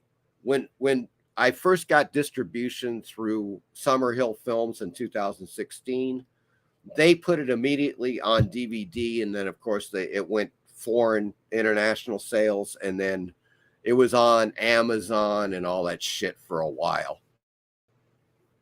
They yanked it though there because of course the distribution deal expired, and I did not renew with those dudes. Okay, so this is going to be the first time it's on Blu-ray, and it's only going to be on Blu-ray for a while.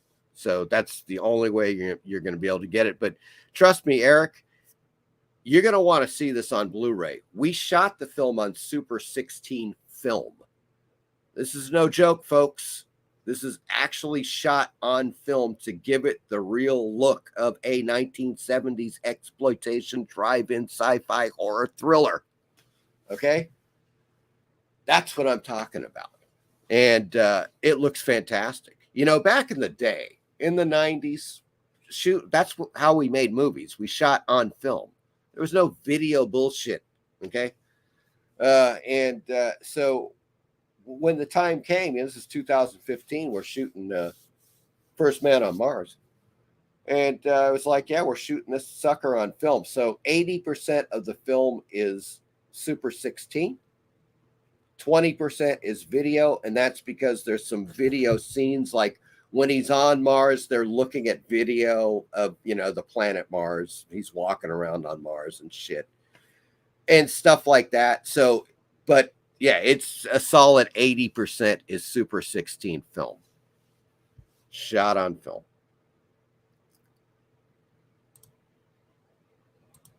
Does Netflix still have Dark Shadow? I don't know. I'm here's my thing on Netflix, Rex. See, cross. Netflix. Back Netflix back. That's what Apex, fundmycomic.com. Thank you, Apex. I appreciate that. 56 on shipping is insane. It's a freaking highway robbery. Okay. So, guys, check it out. Yes. Well, this is one that obviously for me, The Thing from Another World, 1951, produced by Howard Hawks. Good Lord, dudes. If you haven't seen The Thing from Another World, this is the original The Thing. You know, John Carpenter's The Thing, 1982. This is the original film, 1951. The first version of the novella, Who Goes There, written by John W. Campbell in the 1930s. This is The Thing from Another World. After retrieving a body from a crashed flying saucer, scientists fend off a bloodthirsty alien organism at a remote research facility in the Arctic. This is what you got to see it. If you loved the Carpenter film, you're going to love seeing this film.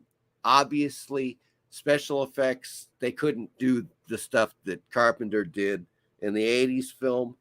They had to change the creature to fit the special effects of the day. That was basically it. But what a great film. This is one of those movies that is 98% meat and 2% filler. There's a couple of minutes in this movie where people are just shooting the shit. Characters are just like, hey, Bob, how are the Dodgers doing? Or whatever. The rest of it is just balls to the wall, plot-driven film. And that's the way it should be. And folks, without further hesitation, let's check out the trailer.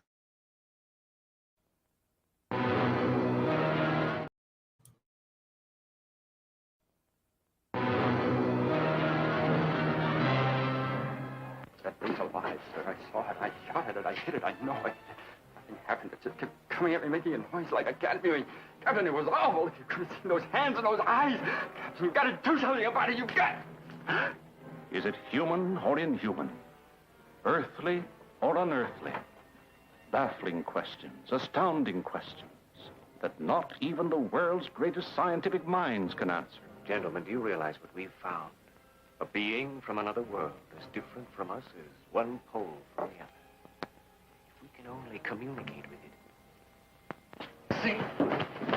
What happened, Doctor? In the greenhouse, I was working. I couldn't see. Yeah. Then a blast of cold air, and I heard Olson scream. Come here. Get in the corner. Now hold this in front of you. Stay by the light switch.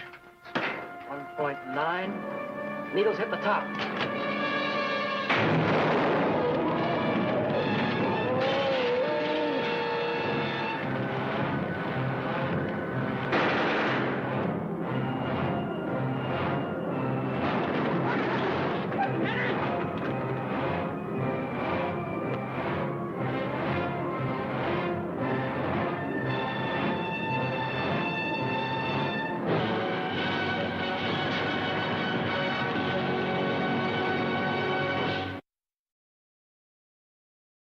There you go, folks. The Thing from Another World.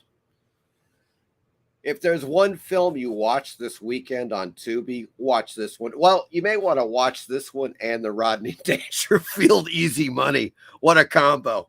Actually, that would be a good combo because they're just both great films in their respective genres. But Thing from Another World is just... this is a yearly watch for me. I watch this freaking thing every damn year. That's how it is, man.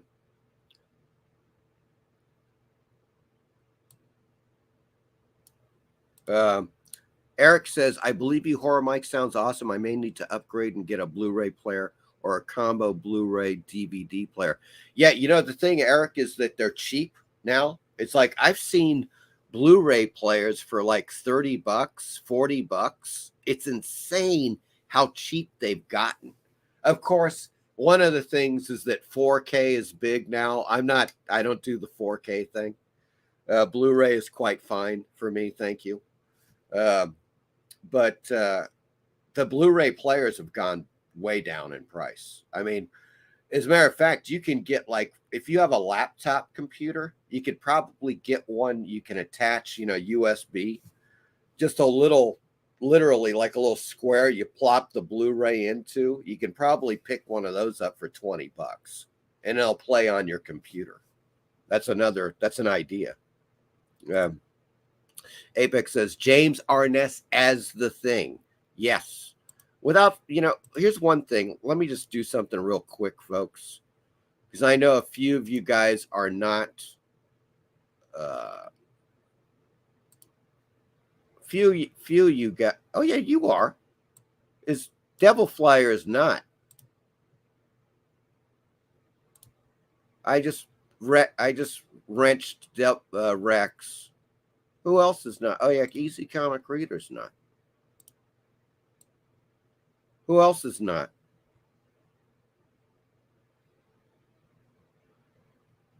Is everybody else wrenched? I think so.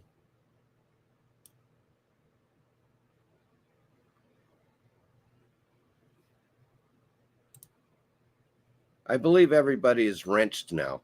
I just wanted to make sure. If you're not wrenched, let me know. And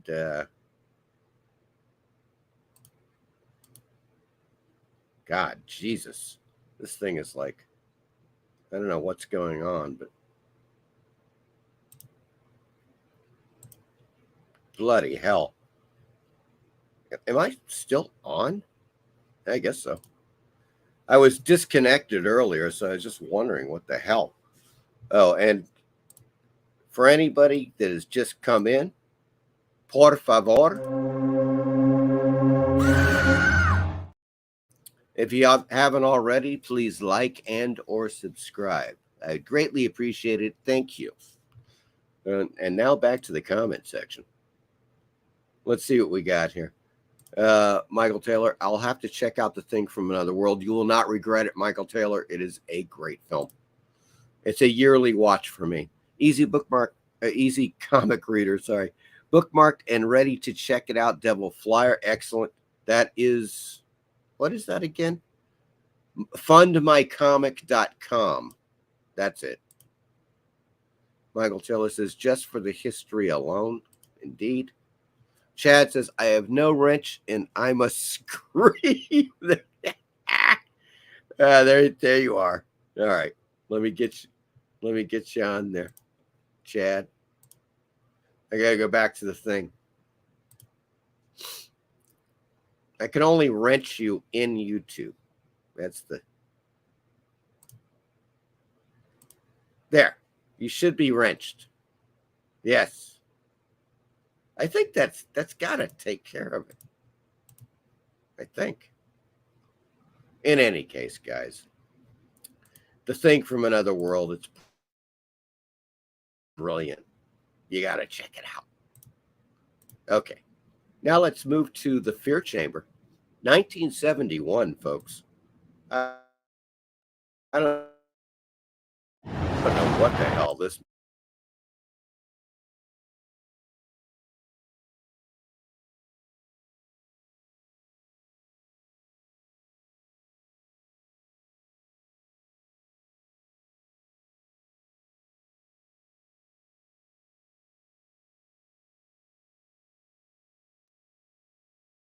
joke. And it was co-directed by Jack Hill. That is, of course, Jack Equinox Hill, if you will, right there. And so there you go. That's Fear Chamber, 1971. Now, 3 on a Meat Hook. That might sound like some kind of a grisly comedy starring John Ritter, but no, it's actually it's a 1972 horror film. Once again, Red Rocket Media. Obviously, Tubi has gotten a ton of Red Rocket Media films. 3 on a Meat Hook. When their car breaks down on an isolated road, okay, isolated road, weird. What is it isolated from? I think it would be more like a deserted road, because if it was an isolated road, then it would be isolated from another road. I don't know.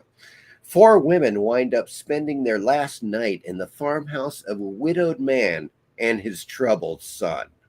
3 on a meat hook. There you go. Of course, capitalizing on Texas Chainsaw Massacre. That's what's going on there. Now, I saw Vice Squad 1982 way back when, and I thought it was, pretty graphic and riveting. So I rewatched it. Didn't hold up so well. Okay, let me put it that way. It just, I don't know. Didn't do much for me.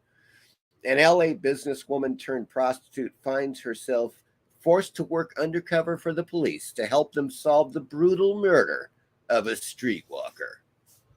There you go. I just didn't, it was just kind of not very good, in my opinion. Wings Hauser plays the killer. And yeah, I don't know. I don't know what the big hubbub was about this film, but I don't know. It didn't do much for me. Now, The Crimes of Stephen Hawke, 1936. You guys may or may not be aware of Todd Slaughter. Todd Slaughter was an actor back in the 20s and 30s. He did a lot of horror films. And this is one of them, The Crimes of Stephen Hawke. A crazed killer known as the Spine Breaker is terrorizing London with a series of grisly murders, and law enforcement seems powerless to stop him. There you go. I watched this, it's interesting. Let me put it that way. A Face in the Fog. I also watched this. This is also 1936. Look at that. I just love the way they did that. A Face in the Fog. A mysterious hunchbacked fiend is terrorizing the city using poisoned bullets to murder anyone associated with the production of a new stage play. Now, I've seen this, and there's a couple of things I want to say about it. First, the plot is one of the most ludicrous things I think I've ever seen on film. It's hilarious. I couldn't even believe it when I was watching it. The modus operandi, this gun with these poison bullets, it's just, oh my God. I don't know. It's an hour long, folks. It may be something it's just really, I don't know. I can't really recommend it. But it's got some, there's some scenes that are worth seeing. That's about all I'm going to say there. The Flesh and Blood Show, 1972, getting back to the 70s. Goddamn Red Rocket Media is all over the damn place. They've been feeding Tubi a ton of movies. When a group of performers gathers in an abandoned seaside theater to rehearse a play, a mysterious killer hunts them down one by one. There you go. That is the Flesh and Blood Show, folks, from 1972. Of course, there's a good one. Mark of the Devil, also 1972. Loving it. I should have guessed it was Red Rocket Media as well. Of course, this is the classic with Herbert Lom and Udo Kier. A witch hunter's apprentice has second thoughts about getting some unsettling on-the-job training in a superstitious 17th century Austrian hamlet. Of course, what can be said? It's Udo Kier and Herbert Lom, Mark of the Devil, good flick, worth watching. It is on Tubi. Recommended, definitely. The Manhandlers I have not seen. I was, goddamn. Okay, I was very much attracted by the poster, of course. The Manhandlers, 1974. A young woman inherits a fortune and hires her 2 girlfriends to run a massage parlor, while mobsters try to interfere with her profitable business. And you can see where that's going. A lot of happy endings in this movie, if you know what I mean, folks. And I think that you do. So that was the Manhandlers. Martin, 1976. Oh my fucking Lord. George Romero, folks. This is George Romero's vampire film. Very good film. I used to have the soundtrack of this. It's a Donald Rubinstein soundtrack on vinyl, believe it or not. And it's an excellent soundtrack. Martin, a young man who believes himself to be a vampire, moves to a small Pennsylvania town where he begins to wreak havoc among the community. There you go. Tom Savini is also in this film and, of course, does the effects.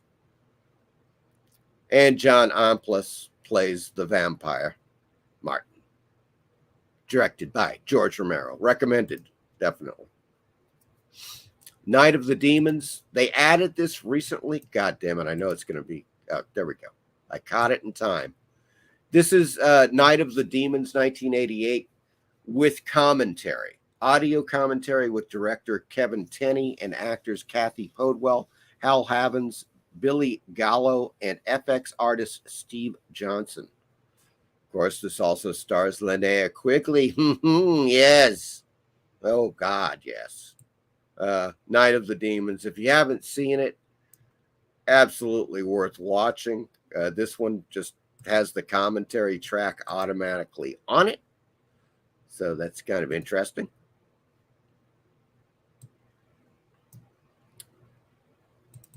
Here we go. Hell on Wheels. Folks, I saw this entire series. It's a Western, kind of with weird, vaguely supernatural overtones. It's kind of cool. I definitely recommend this. Really good series. An epic story of post-Civil War America focusing on a Confederate soldier who sets out to exact revenge on the Union soldiers who killed his wife. Interesting, huh? You don't hear that every day. And I thought it was really freaking good. Anson Mount, Colm Meaney is in this. I thought a top-notch series. 2011. I did not see it when it originally came out.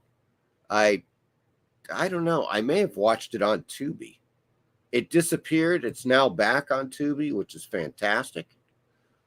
Exterminator 2. Electric Boogaloo.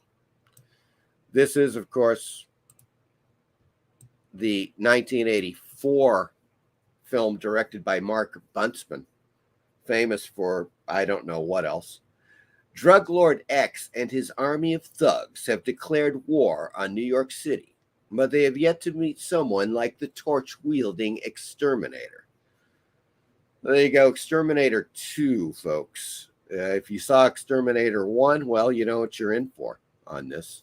But it is new on Tubi, so that's something to keep in mind. Let's take a look at the commentary. We've got a few more comments coming in. Chad says, thank you. You're welcome, Chad. Michael Taylor, they're making a Penguin series. Yes, I've heard something about that, Michael Taylor. Lamborghini is already on Tubi, just left the theaters not too long ago. Lamborghini. That sounds vaguely familiar. Apex says, movies and theaters don't have much to offer anymore. No, they don't. Except $15 ticket or whatever the hell ridiculous price they are now. Apex, the Manhandlers. Yes. Oh, yes. Oh, God. Oh, boy. Yeah, it's the Manhandlers. Easy comic reader. The 70s weekend on tap, baby. Yeah, exactly. Easy comic reader. Tubi is just, I've just gone through like at least 10 70s flicks that they have added on Tubi. It's great. And they do that. Of course, they'll get people like a distributor like Red Rocket Media. They come in, they'll sell a bundle of films. That's the way the whole racket works. So like Red Rocket Media will have like 20, 30, 40, 50 films. They'll be like, okay, here's, 50 movies to some distributor. In this case, they're just, of course, putting them on Tubi. And why not? Obviously, they get paid. They're getting paid with that commercial ad revenue, at least a bit anyways.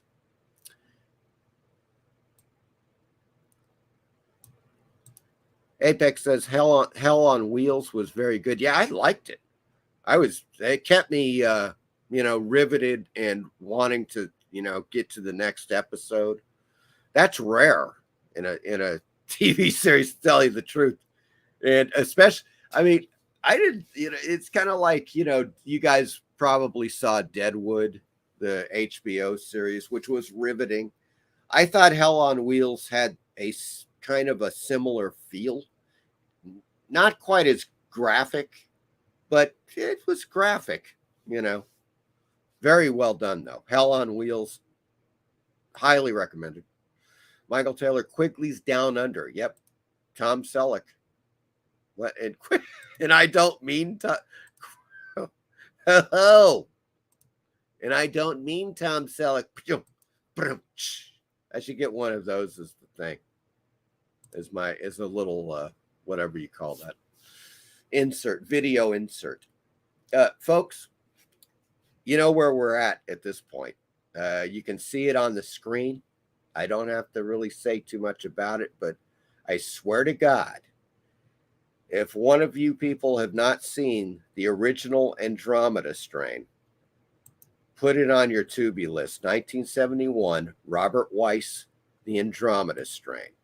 This is written by Michael Crichton, of course, Jurassic Park, Michael Jurassic Park Crichton.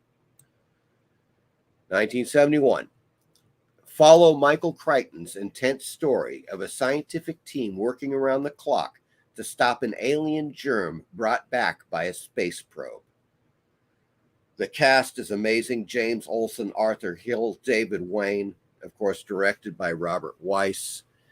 This is another one of those films that just does not bullshit around. They just get to it. They never let up. It's 2 hours and 10 minutes. You will be riveted. It's basically, it poses the question: what would happen if an alien spore landed on Earth and roamed freely, was able to exist in the atmosphere? What kind of effect would it have on humans? In this case, a devastating effect. And the way this film is done, it is just on its edge of your seat stuff. And I have got a trailer for you, folks. I think you're going to dig it. Now, don't be scared. I'm a doctor. Where am I? A special laboratory in Nevada. We brought you here. You're sick. In a true biological crisis, which our exploration of space could bring about, the present lunar receiving laboratory might prove inadequate. I therefore urge the establishment of a facility to deal specifically with an extraterrestrial form of life. Seems to me, General, Dr. Stone put one over on you. In fact, he made us all think his wildfire lab could handle any contamination from outer space. Isolate and identify. Good God. It's no accident. I suspect they were looking for the ultimate biological weapon. You could change everything.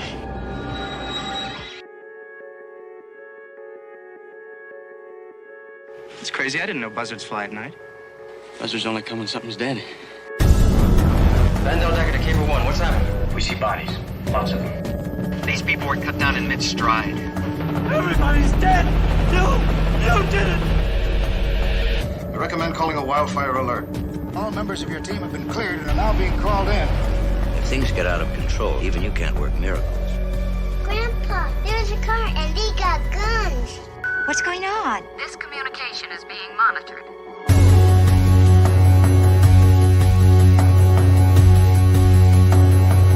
Never believed this could really happen. You knew, Stone. You knew it!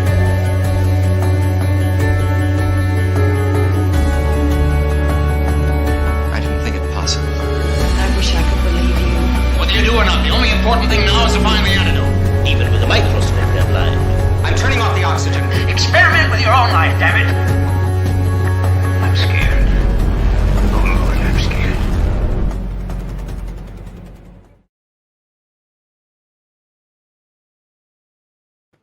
There you go, folks. That was a trailer with updated soundtrack, just to let you know. I thought they did a pretty good job with it. They just added another soundtrack to it, but it's on Tubi. Highly recommended if you have not seen the Andromeda Strain and you like Michael Crichton's stuff. I mean, Westworld, for Christ's sake, Jurassic Park, Prey, which is an amazing novel about nanotechnology gone horribly wrong.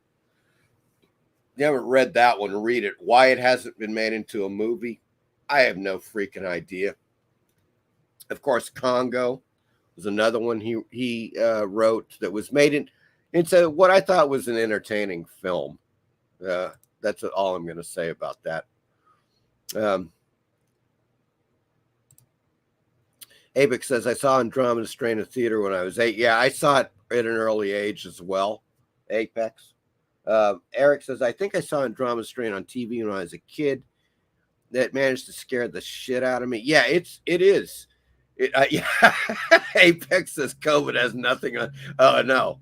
Yeah, this is the truth, the real idea, the concept.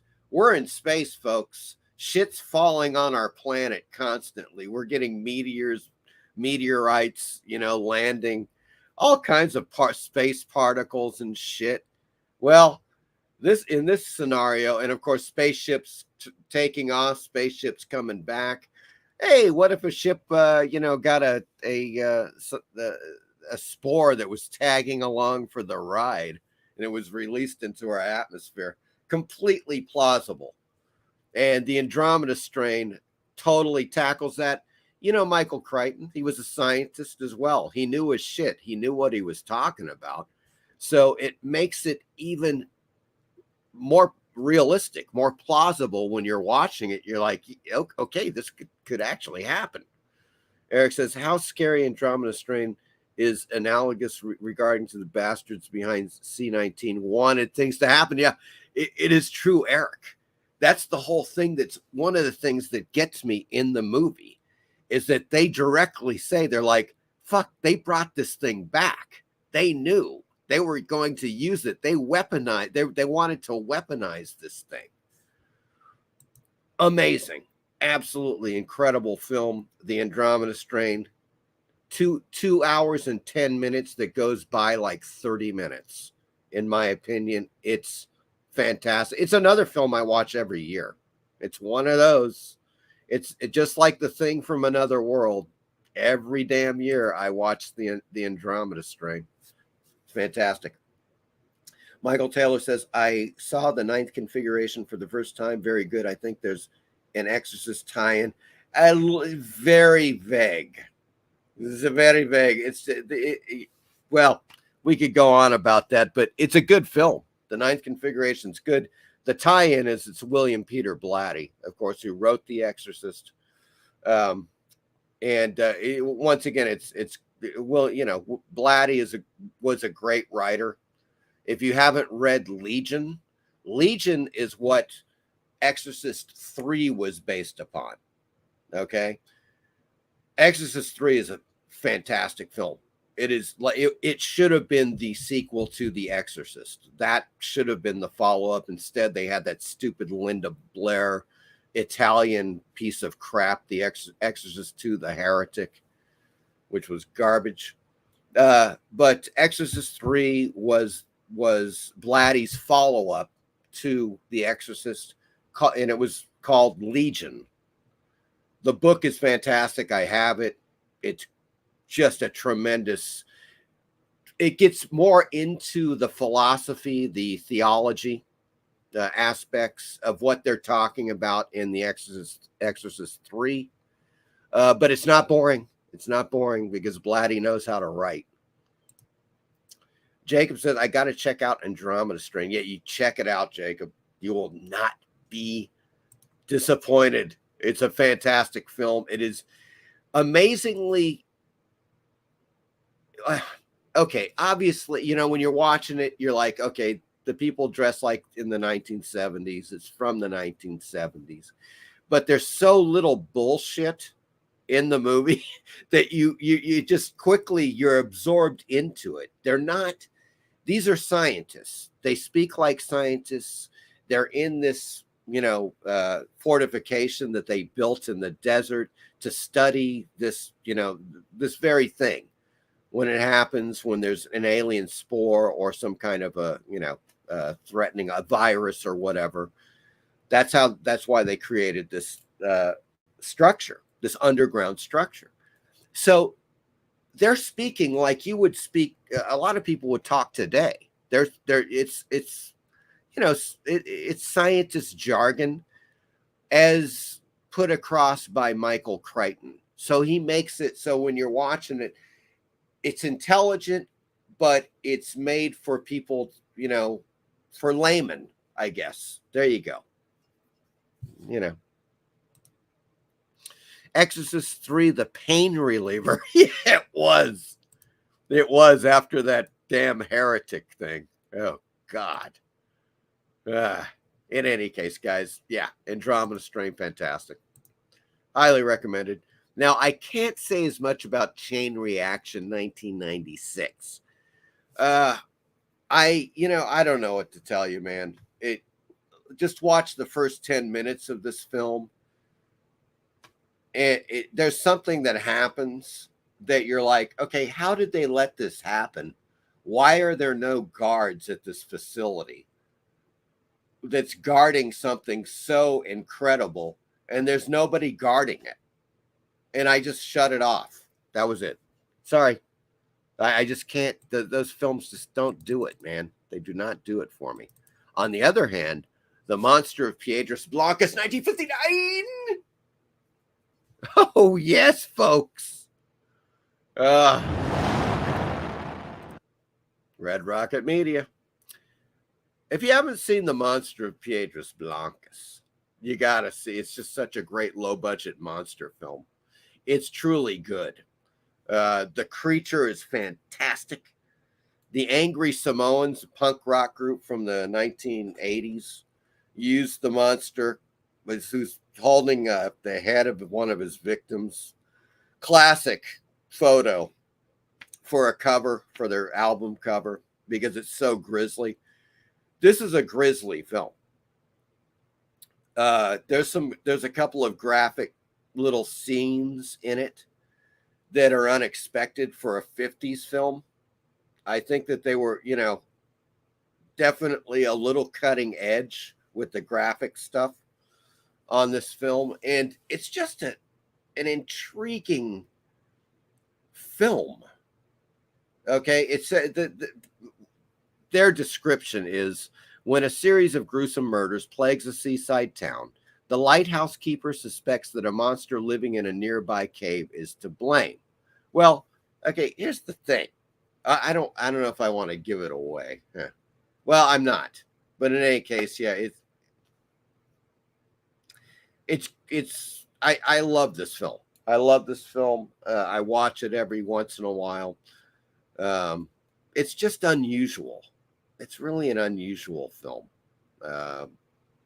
In the respect that it takes place in what it has. The town has the feeling of a seaside village. The characters are really interesting. It's very small town, and the creature is just really savage. He's really great looking. I love this monster. Here's the thing, and I cannot, the name of the special effects artist escapes me. Okay, when they made Creature from the Black Lagoon, 1954, there were like 5 special makeup effects artists that worked on the creature. One of those guys went on to do the effects and direct. No, he produced The Monster of Piedras Blancas. Okay. And he made the creature. And in reality, there's a couple of things about the creature. Like, for instance, the claws are from, I believe, the Mole Men, and the feet are from the Metaluna mutant from this island, Earth. The rest of it's original, but there are a couple of parts that he used from his earlier creatures. This guy is really good, really a great artist. I just can't quite remember his name right now. The special makeup effects artist, but highly recommended. The Monster of Piedras Blancas, new on Tubi. Also new on Tubi, The Manchurian Candidate, 1962. If you want a top-notch political thriller, watch this film. Oh my God. And it's also kind of like rings true to what's going on today. You know, basically it's a bit of that, what do they call it? MK Ultra kind of thing in the early 1960s, really. When a platoon of U.S. soldiers are captured during the Korean War, Major Bennett Marco discovers a diabolical plot involving enemy leaders. Woof. Man, this film is amazing. Frank Sinatra, Lawrence Harvey, Janet Leigh, Angela Lansbury, and Henry Silva, amongst others, directed by the great John Frankenheimer. This is a landmark film, folks. It is dark. It's relentless. Let's put it this way. It's not a Hollywood movie in the sense that there's nothing really redeeming or salvageable about this film. It's dark, it's desperate. It's a political thriller that has, I'm sure, had a basis in reality at the time, certainly rings true today. Highly recommended, The Manchurian Candidate. In my opinion, it's definitely the best film Frank Sinatra was ever in. And I'm not saying that his other films sucked. I'm just saying it is. I mean, Jesus, if you could star in a movie like The Manchurian Candidate, that would do it for your life, I believe. On the other hand, I did watch The Invasion of the Girl Snatchers, 1973, folks. Of course, it's Red Rocket Media. Invasion of the Girl Snatchers, 1973, adult comedy sci-fi. A criminal couple on the run encounters a UFO cult led by a sorcerer at a remote farm where women's bodies are implanted with the souls of aliens. Yes, you heard that right, folks. As incredible as it may seem. And so I watched this film a few nights ago. I should say I watched half of it at least. There was some fast forwarding. There is some payoff. There is some titillation. There is some 70s TNA. Okay, there's that. Almost to a hilarious extent in reality. But man, whoa. This film, talk about padding the film. This film is like 80% padding. Okay, that's all I'm going to say about Invasion of the Girl Snatchers. On the other hand, The Day the World Ended is much, while it's not a great film, it's much better than that one. 1955, of course, this is directed by the one and only Roger Corman. Desperate survivors of a nuclear war find shelter in a hidden canyon inhabited by a survivalist, his daughter, and a monstrous mutant. There you go. Three's company. No, three's not company. Two's company, and the third is a monstrous mutant. The Day the World Ended. Oh, yes. Richard Denning in this film. Good Lord. And Laurie Nelson, who was in other Corman films. It's, totally worth watching. There's no doubt about it. It's a low-budget creature feature from Roger Corman. This is being distributed. Well, it's Shout TV has got it right now. So this is a Shout TV version on Tubi.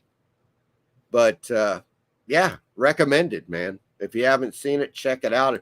If you're in the mood for a very good 50s creature feature night, if you want a great night of creature features, good Lord, my fellow film freaks, talk about a triple bill. The Day the World Ended, The Monster of Piedras Blancas, and of course, Easy Money. No, just kidding. The Thing from Another World. That would be such a triple 50s creature feature night. Man, I'm telling you, that'd be fantastic.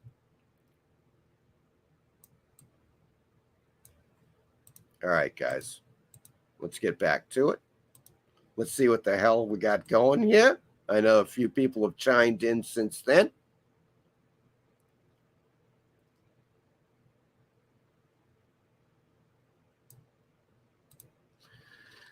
Eric says, I hear you, Horror Mike. When a movie has a serious story and a gaping plot hole, I tap out as well. Yeah, and it was that, and it seemed like a serious thing.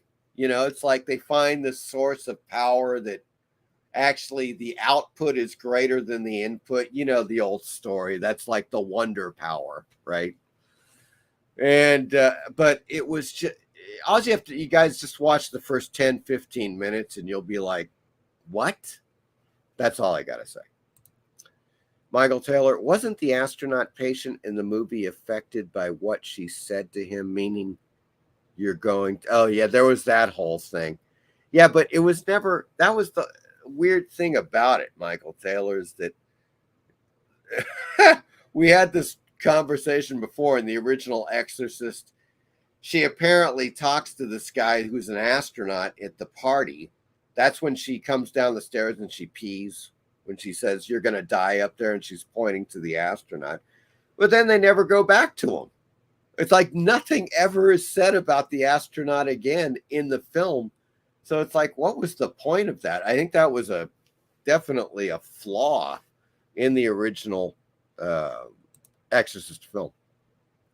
Apex says, Frank Sinatra's best movie, The Manchurian Candidate. Yep, I totally agree, Apex.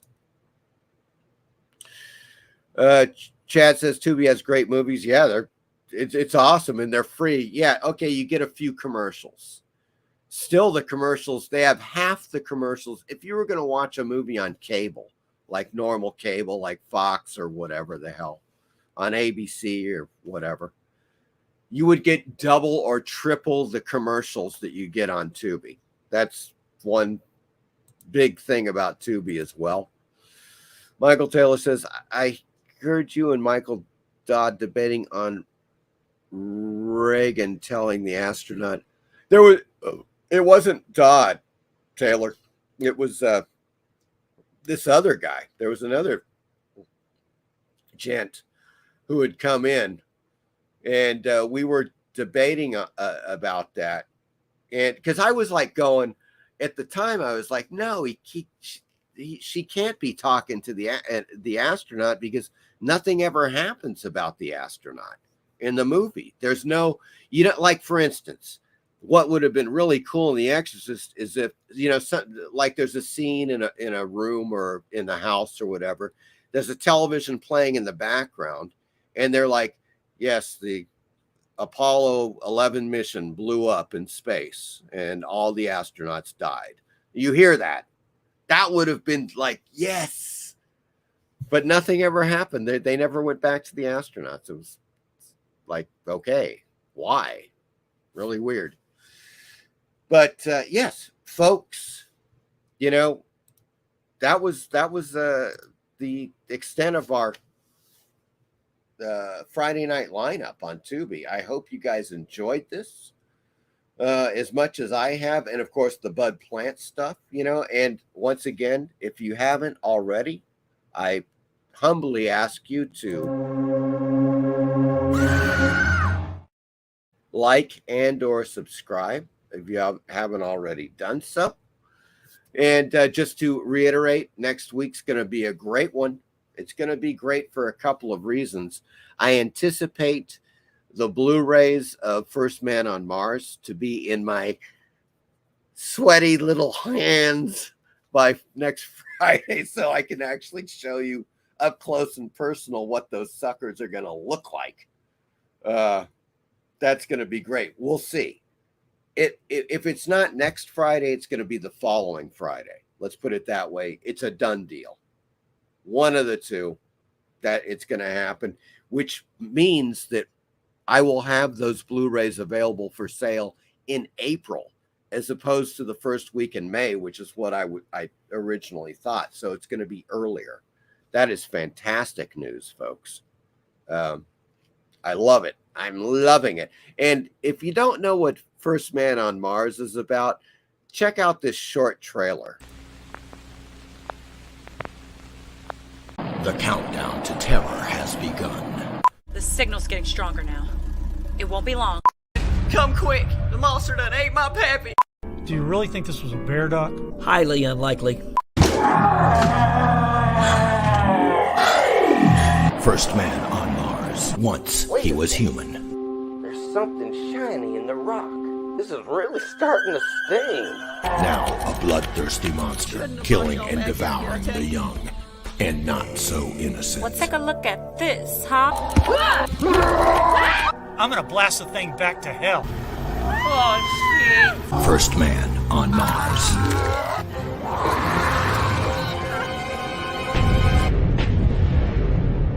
You mean there's aliens out here? Shit, I don't want to get ducted in anal. This film is not rated. There it is. Folks, that's the juicy little trailer to First Man on Mars. And that pretty much sums up the action. And I mean, there's it's great. It's one of my personal favorite films that I've made. I think that it hit on so many comedic levels. It's just great. And there's some graphic gore in it that it's really quite amusing as well. You know, it's just sci-fi horror comedy. That's my thing. That's really my thing. And I think it works in spades. It delivers in spades, folks. So we're gonna hopefully next week or the week after we'll see some more on First Man on Mars.